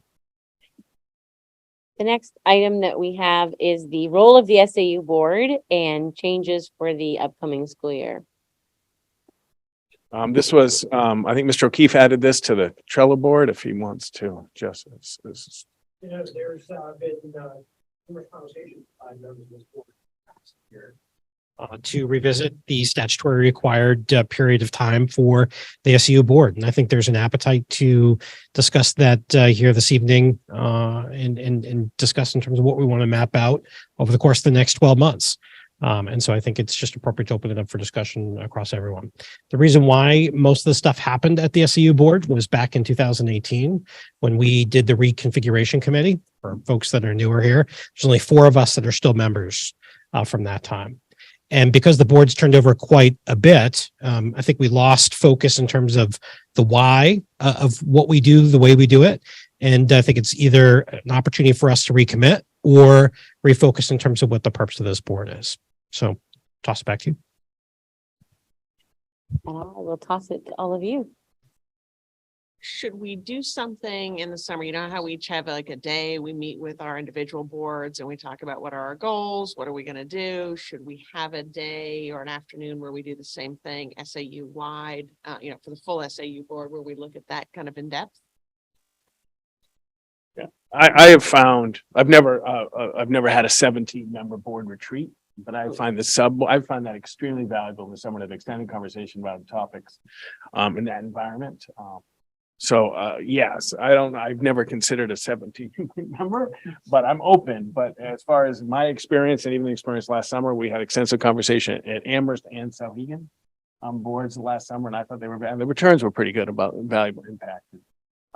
Extended conversation, as Mr. O'Keefe brought up, with this whole unit and prepare with perhaps some of the minutes from the 2018 and some documentation that supported prepare for this conversation. I think would be worthwhile. And if it's June, I'm happy to say that. If it's July, I have a boss. But we'll figure it out. So I fully support what Anna is proposing. I think even if it's like a mini session or, when we break up into subgroups or something. But I remember watching those SAU meetings back in 2018 where, reconfiguration was discussed and then it was deemed that it wasn't going to work out, but that it would best serve the student and the resident if the SAU board, worked kind of to function as one where possible. And I still find that there's value in that because it's the same student, right? The 8th grader that comes to Sauhegan, it's the same student, it's the same taxpayer, it's the same parent. So I think finding ways to work as one together where we can are important. I saw a lot of heads nodding. Is there a consensus among a majority of us that we would like to continue this conversation in more than the next 10 minutes? And does someone want to, can we get a motion for that? I've always liked consensus, but whatever. Let's have anyone have a motion that we. Well, I have a comment. If we do a motion that we discuss, would that work for you? Motion to do what? To consider to have a retreat of this body, to have a longer conversation around this. I'll make that motion. I'll second. We can discuss. Okay, now we'll have discussion. So, Mr. Glover, if yours can fit there. Yeah. So there's very little power in this board from the statutory perspective. Set an SAU budget, organize, and set the salaries for the SAU office. That's it, power-wise. Whole point to what you said about reconfiguration was 2019, actually, that we were going to continue to try to act as one. That was the notion. That wasn't a new thought at the time. It wasn't an output of the reconfiguration committee. And, my view on that is if there's meaningful reason to get together for a common purpose, policy is a good example because we'd like to have a common set of policies throughout 3 different districts so that it's easier to administer and we minimize our liability because we don't have 3 different versions of the same thing that could get you in trouble. You have to have monthly meetings for policy is a different question. The discussion that's going to come up about facilities would involve all 3 districts acting to answer a question for the benefit of everyone. So that would be a reason to get together on a more frequent basis. If there wasn't any particular compelling reason, however, I don't know that we need to take up the administration's time or our own time if we're all sort of working on our things Or there could be a subset, like if there's an elementary issue going on, then maybe it makes sense for Amherst and Mount Vernon to meet together and act jointly on a volunteering basis. And maybe Sauhegan could be peripherally aware or could show up and participate if they wanted to. But I mean, there are reasons to do it. I don't know that it needs to be a rote thing all the time. There should be something compelling to stimulate the meeting so that it's productive when we do meet. That's my take on it.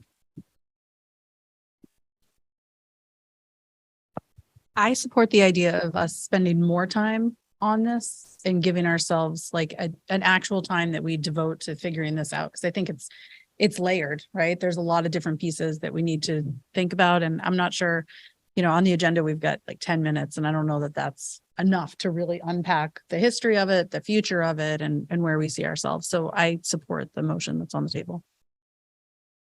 Is there any more discussion on the motion of continuing this as a longer conversation? Okay, all in favor? Any opposed? And any abstaining? Okay, so let's plan on having that conversation in a fuller way later this summer. We're gonna move there to some policy, I believe. Where we are. Okay, so we have 3 first reads to look at. GCEB, GBED, and GFC.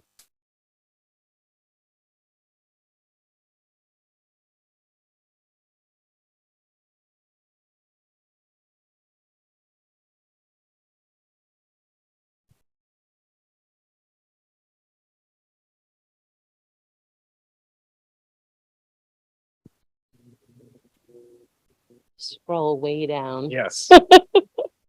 There are bookmarks in the PDF, by the way. Thank you, sir.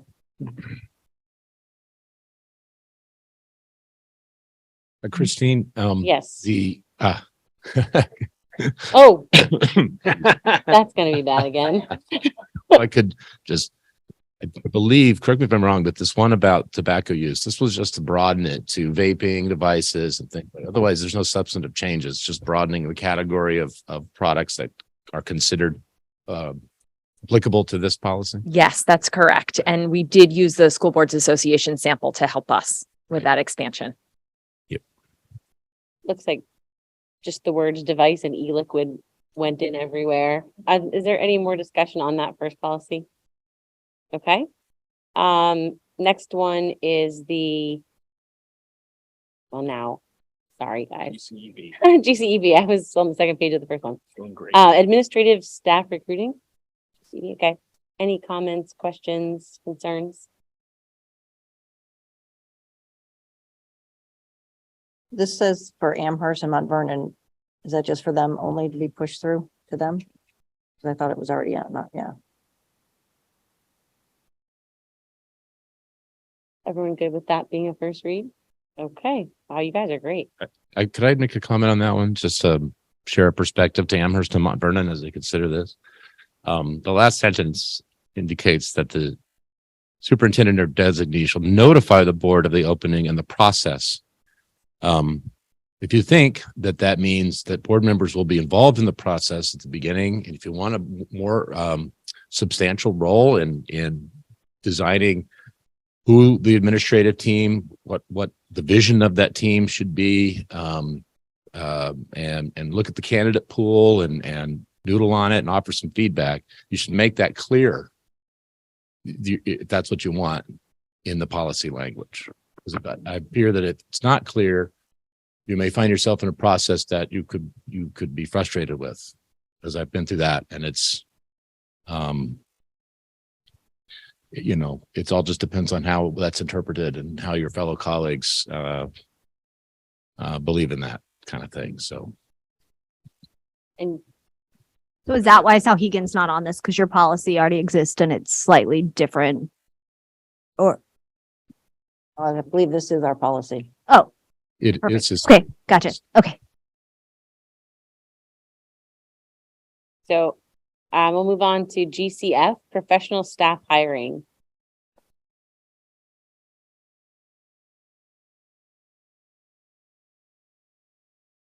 Okay, we'll keep moving.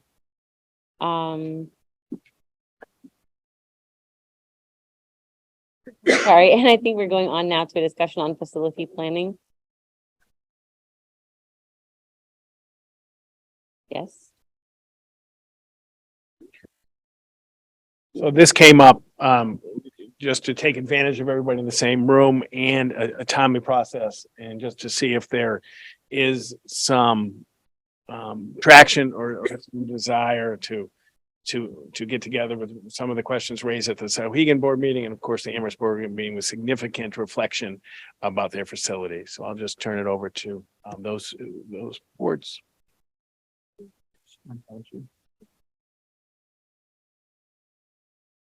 Great, thanks. So at our board meeting, when we were discussing sort of, the path forward with our significant facilities needs, I felt and shared with the board, and I think everyone was on the same page, that, before we spend any more taxpayer money or, volunteer resident time, that we should really discuss as an I don't know if it's an SAU board or if it's a joint meeting of Sauhegan and Amherst perhaps, and I would, be curious to hear what everyone thinks. But when the Joint Facilities Advisory Committee was formed back in 2018, the whole notion of that committee was that they would work jointly and present to the SAU and sort of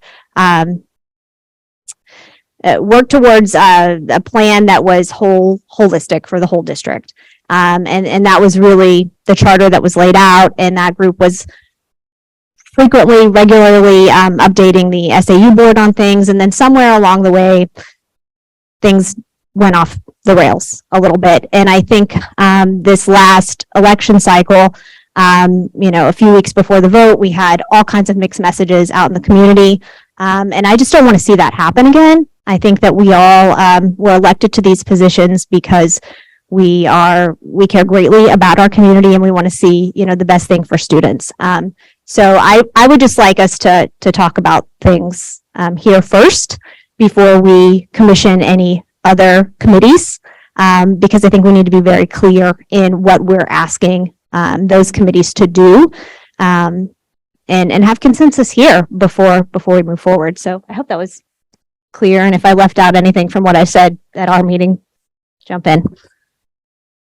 I just want to say, I think it's extremely important that Mount Vernon is also included, because it does include, it affects them in any decisions being made. And, both as students, where they would learn, where they would be housed, and taxes. I mean, if there's a concept of 7th, 8th grade being part of the cooperative, they have a seat at the board, but that also impacts their taxes, but then they're not also paying tuition there. So there's there's a lot involved, and Mount Vernon absolutely has to be at the table, in my opinion, I think, in this conversation.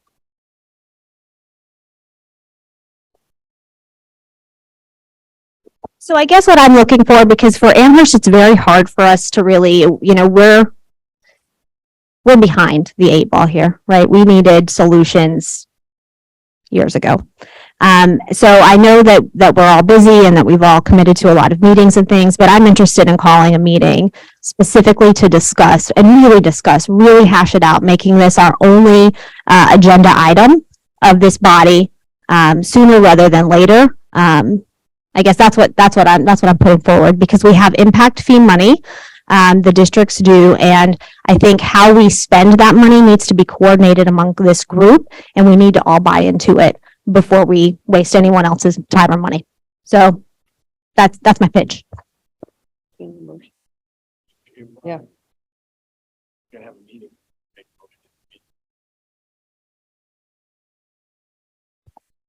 I'll make a motion that we have that meeting that Shannon's mentioning. I will second that. So it'd be a meeting just be dedicated to facility questions. Correct. That's the agenda and preparation. I think it's going to be sooner rather than later. I support the motion. I think it's critical. Whatever's decided is trying to answer the proper question. I have an essential question in mind, which is simply, what would it take to incorporate 7th and 8th grade into the cooperative and into the annex building? The preliminary information indicates that there's physical space on these two buildings here on this campus to fold that in. Now, that needs to be verified. That needs to be refined. That needs, there's a lot of data and inputs that need to come into having a meaningful conversation such as your motion presents. I'm with Tom. This should happen as soon as practically possible. It will likely need a series of meetings, however, because maybe not all the data is available. There's some data I requested, some physical data a few weeks ago, and don't have it yet. So I can't email it to you because it doesn't exist. Well, it may exist somewhere, but it's not readily available to me.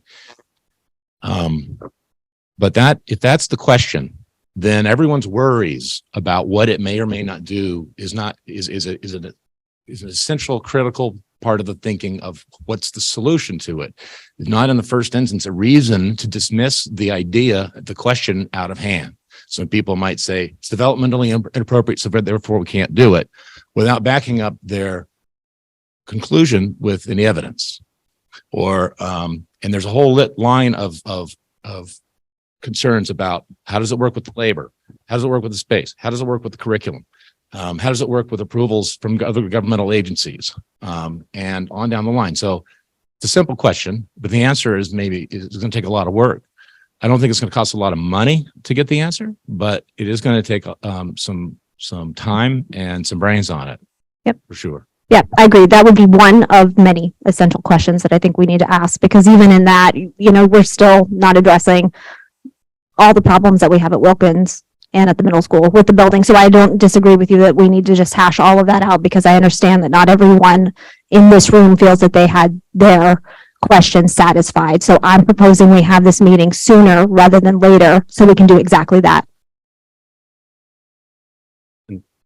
Just one point that I made to John the other night is this is a big elephant. We got to figure out where do we start eating this elephant, and what are the fundamental questions that we have to answer, and break them down into smaller pieces. So I think it's important to have a meeting to talk about, where do we start the evaluation, what are we willing to talk about? What are we not willing to talk about? Where are the compromises? Where are we willing to draw a line in the sand? So I definitely agree that we need to get together and talk about this on many different levels. And this, by the way, is this is a good, compelling reason for Mount Vernon to join. Mount Vernon has not joined in the joint facilities. It's really been an Amherst town. I mean, vis-a-vis the schools question. But clearly they've actually been invited, John. I know they've been invited. They've chosen not to participate. Well, you can lead a horse to water. You can't make him drink though, right? No, hold on. I'm not trying to antagonize anybody. I'm saying is today, given they put on the ballot a question whether they would fund an exploration of what they're going to do with their 7th and 8th graders. So there clearly is interest in Mount Vernon. Now, I would want to extend the invitation and hear from Mount Vernon school board members about their level of interest in a place where they've already paid for the buildings and they already have board representation. So I don't know the answer. I'm not going to compel the answer. I can't do that, but I like to ask them the question because it seems pretty compelling to me that they would be a high level of interest over there, given their current state of affairs. And because this is an SAU wide thing, it's not just about serving the high school. I think this really serves the high school. The question is, why would we ask this question? Why would we spend the brain power and the time going through this? I have a few answers, and I'll be brief. They wrote a lot more than I'm going to say. Well, we have a motion on the floor. I know, but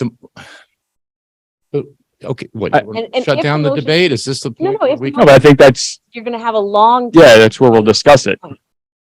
So we're not shooting down the debate. We're expanding the debate. Okay. We can't have the whole debate. I understand. I'd like to just plant thought seeds in people's heads about why you would take these meetings seriously and not perfunctorily. I'll be very brief.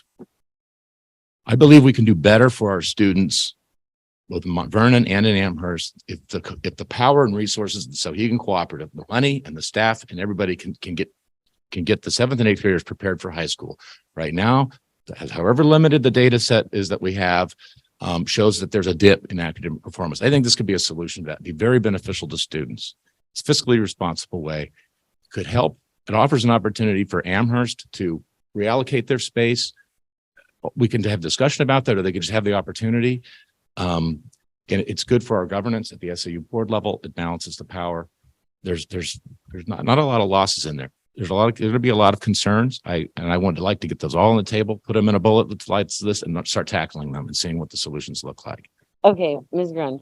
So the only thing I want to make very clear is when we get together and we sit and do this, it's not just about the one solution. I think we need think to it put is, on the though. whiteboard every single solution that's out there and do the pros and cons as well as dig into the details, because we can't go in with one solution only. I think we have to look at all the solutions and make sure that we're addressing everything.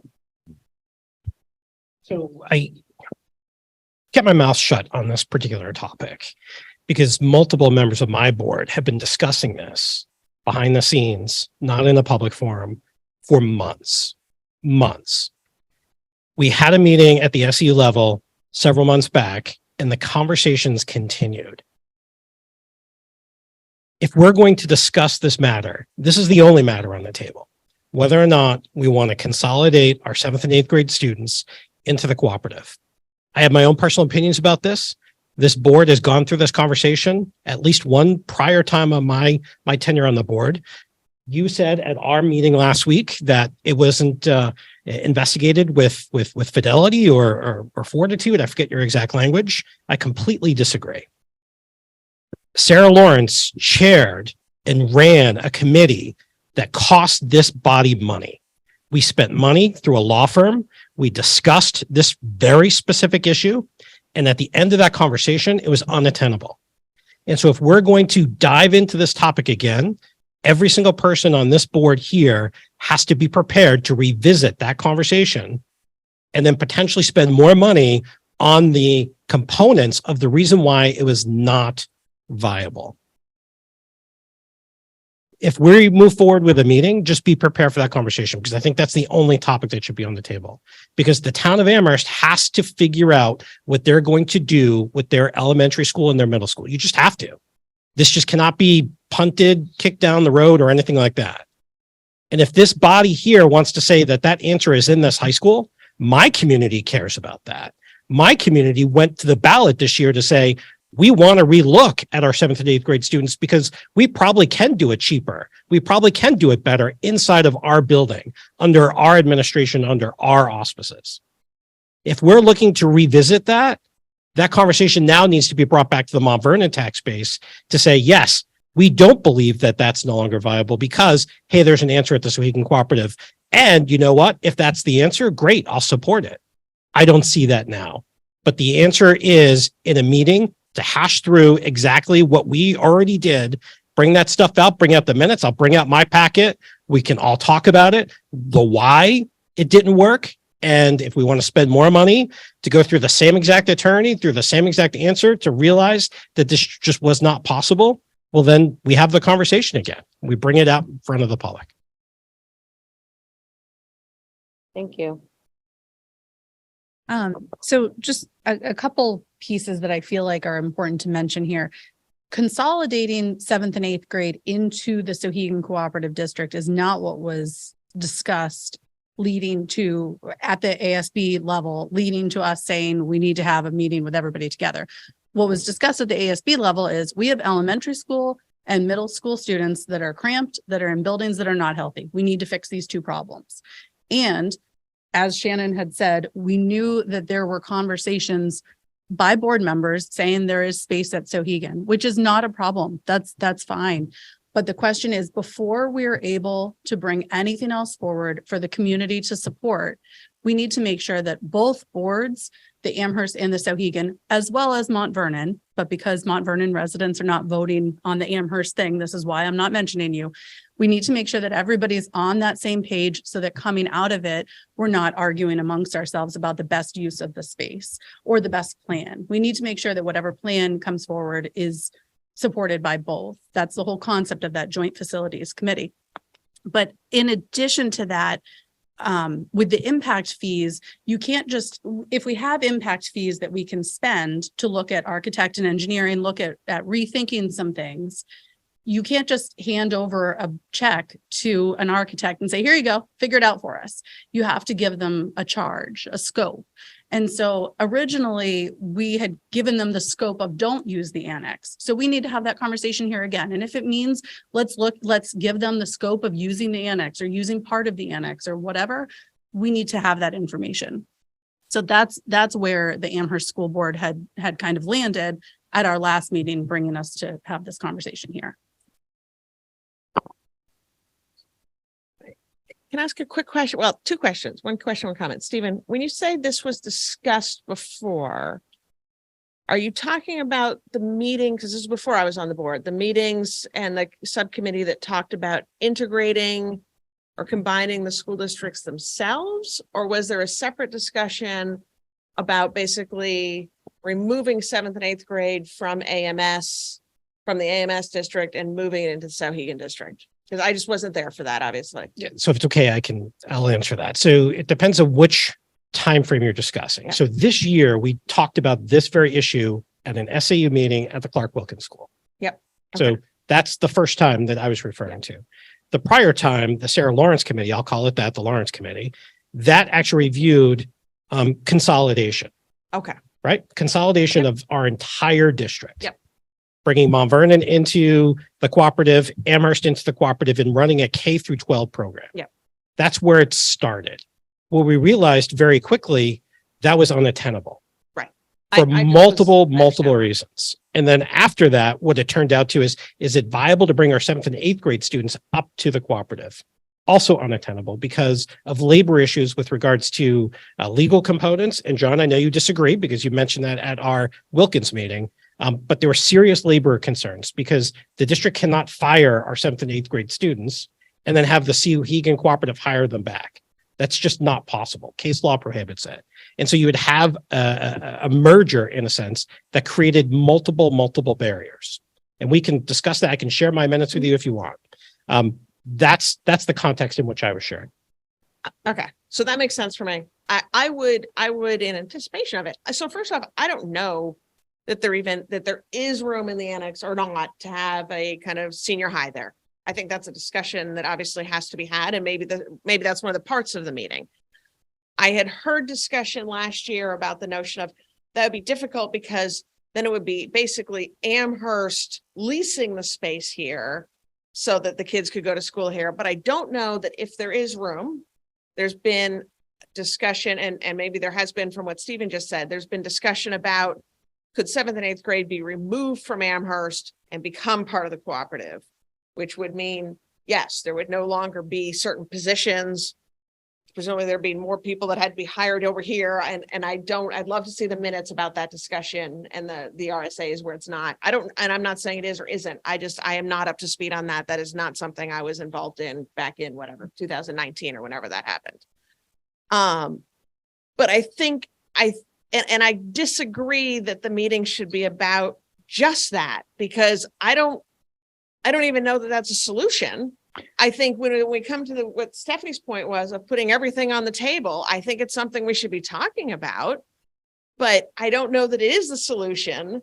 And if we're going to really look at what are all the options, I mean, I can see benefits to it because it's a facilities need, but it's also a space need, right?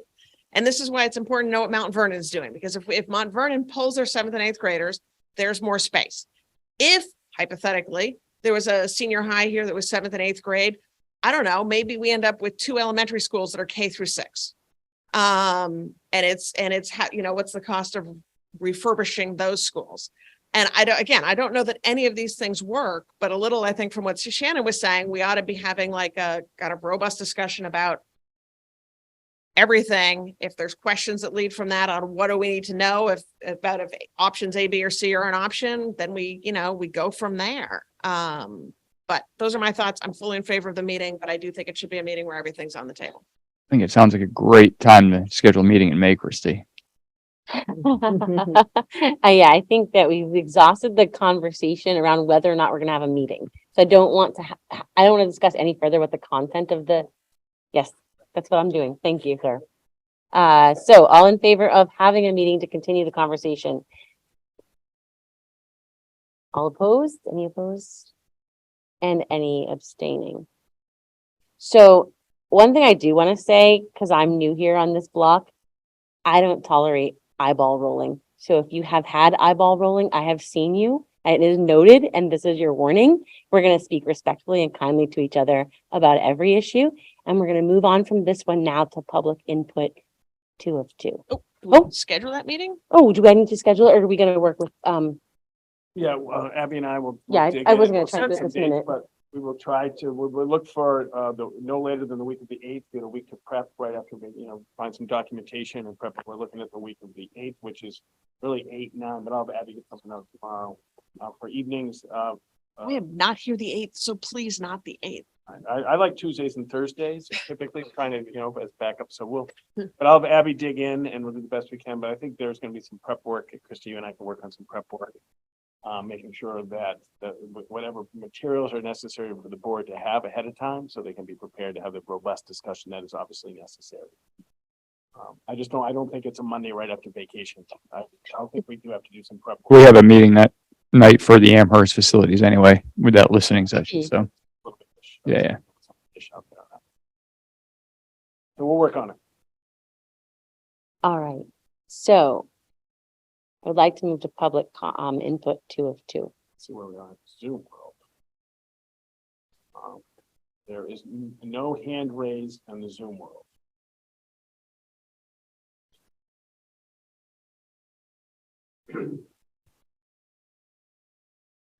Hi, John Glover, Amherst resident.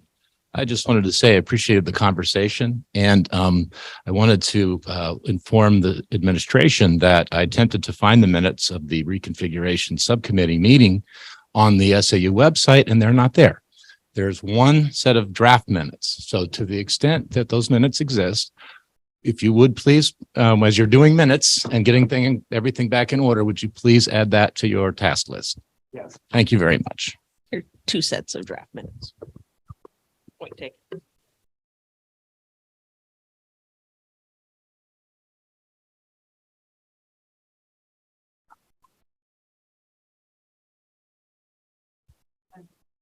Yep. Jeannie, I'm sorry, I turned it off. No, it's a little gray. It's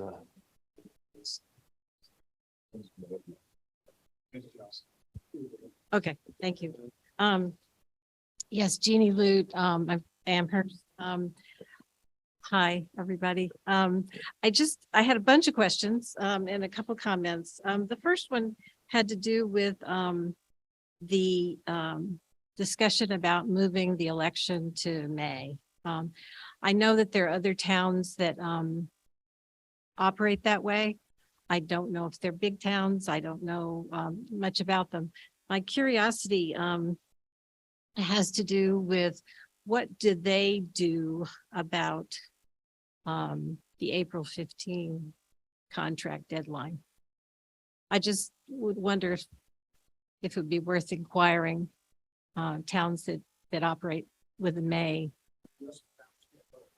I think possibly even Bedford. I see that they have signs out in May. I'm not sure who it is, but I do know I'm a supervisor of the checklist. I have a state calendar and May 8th or whatever is the date that many towns have their elections. So I would just be curious of how they operate, given that restriction. Okay, thanks. Ooh, there's a spider, visiting spider. The other thing that I wanted to mention and sort of underscore is the fact that safety and security have really become issues that have risen to the top. I've met over the last year with a group of parents who are more interested in finding out what we have in place at our schools so that they feel confident about sending their kids to school every day. The urgency obviously has been elevated because of the many recent and compounding mass shootings that happen frequently. We shouldn't be operating as if it wouldn't happen here.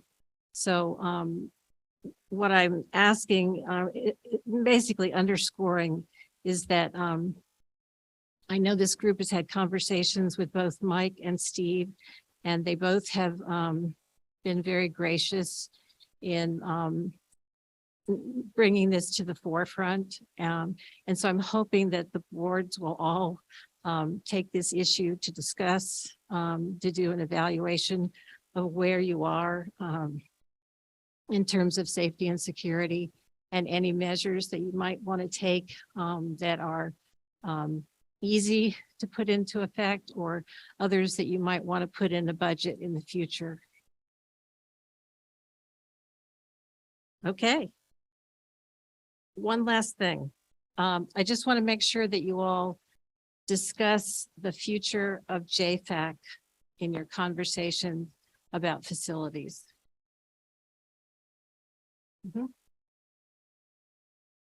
Anybody else going to use this?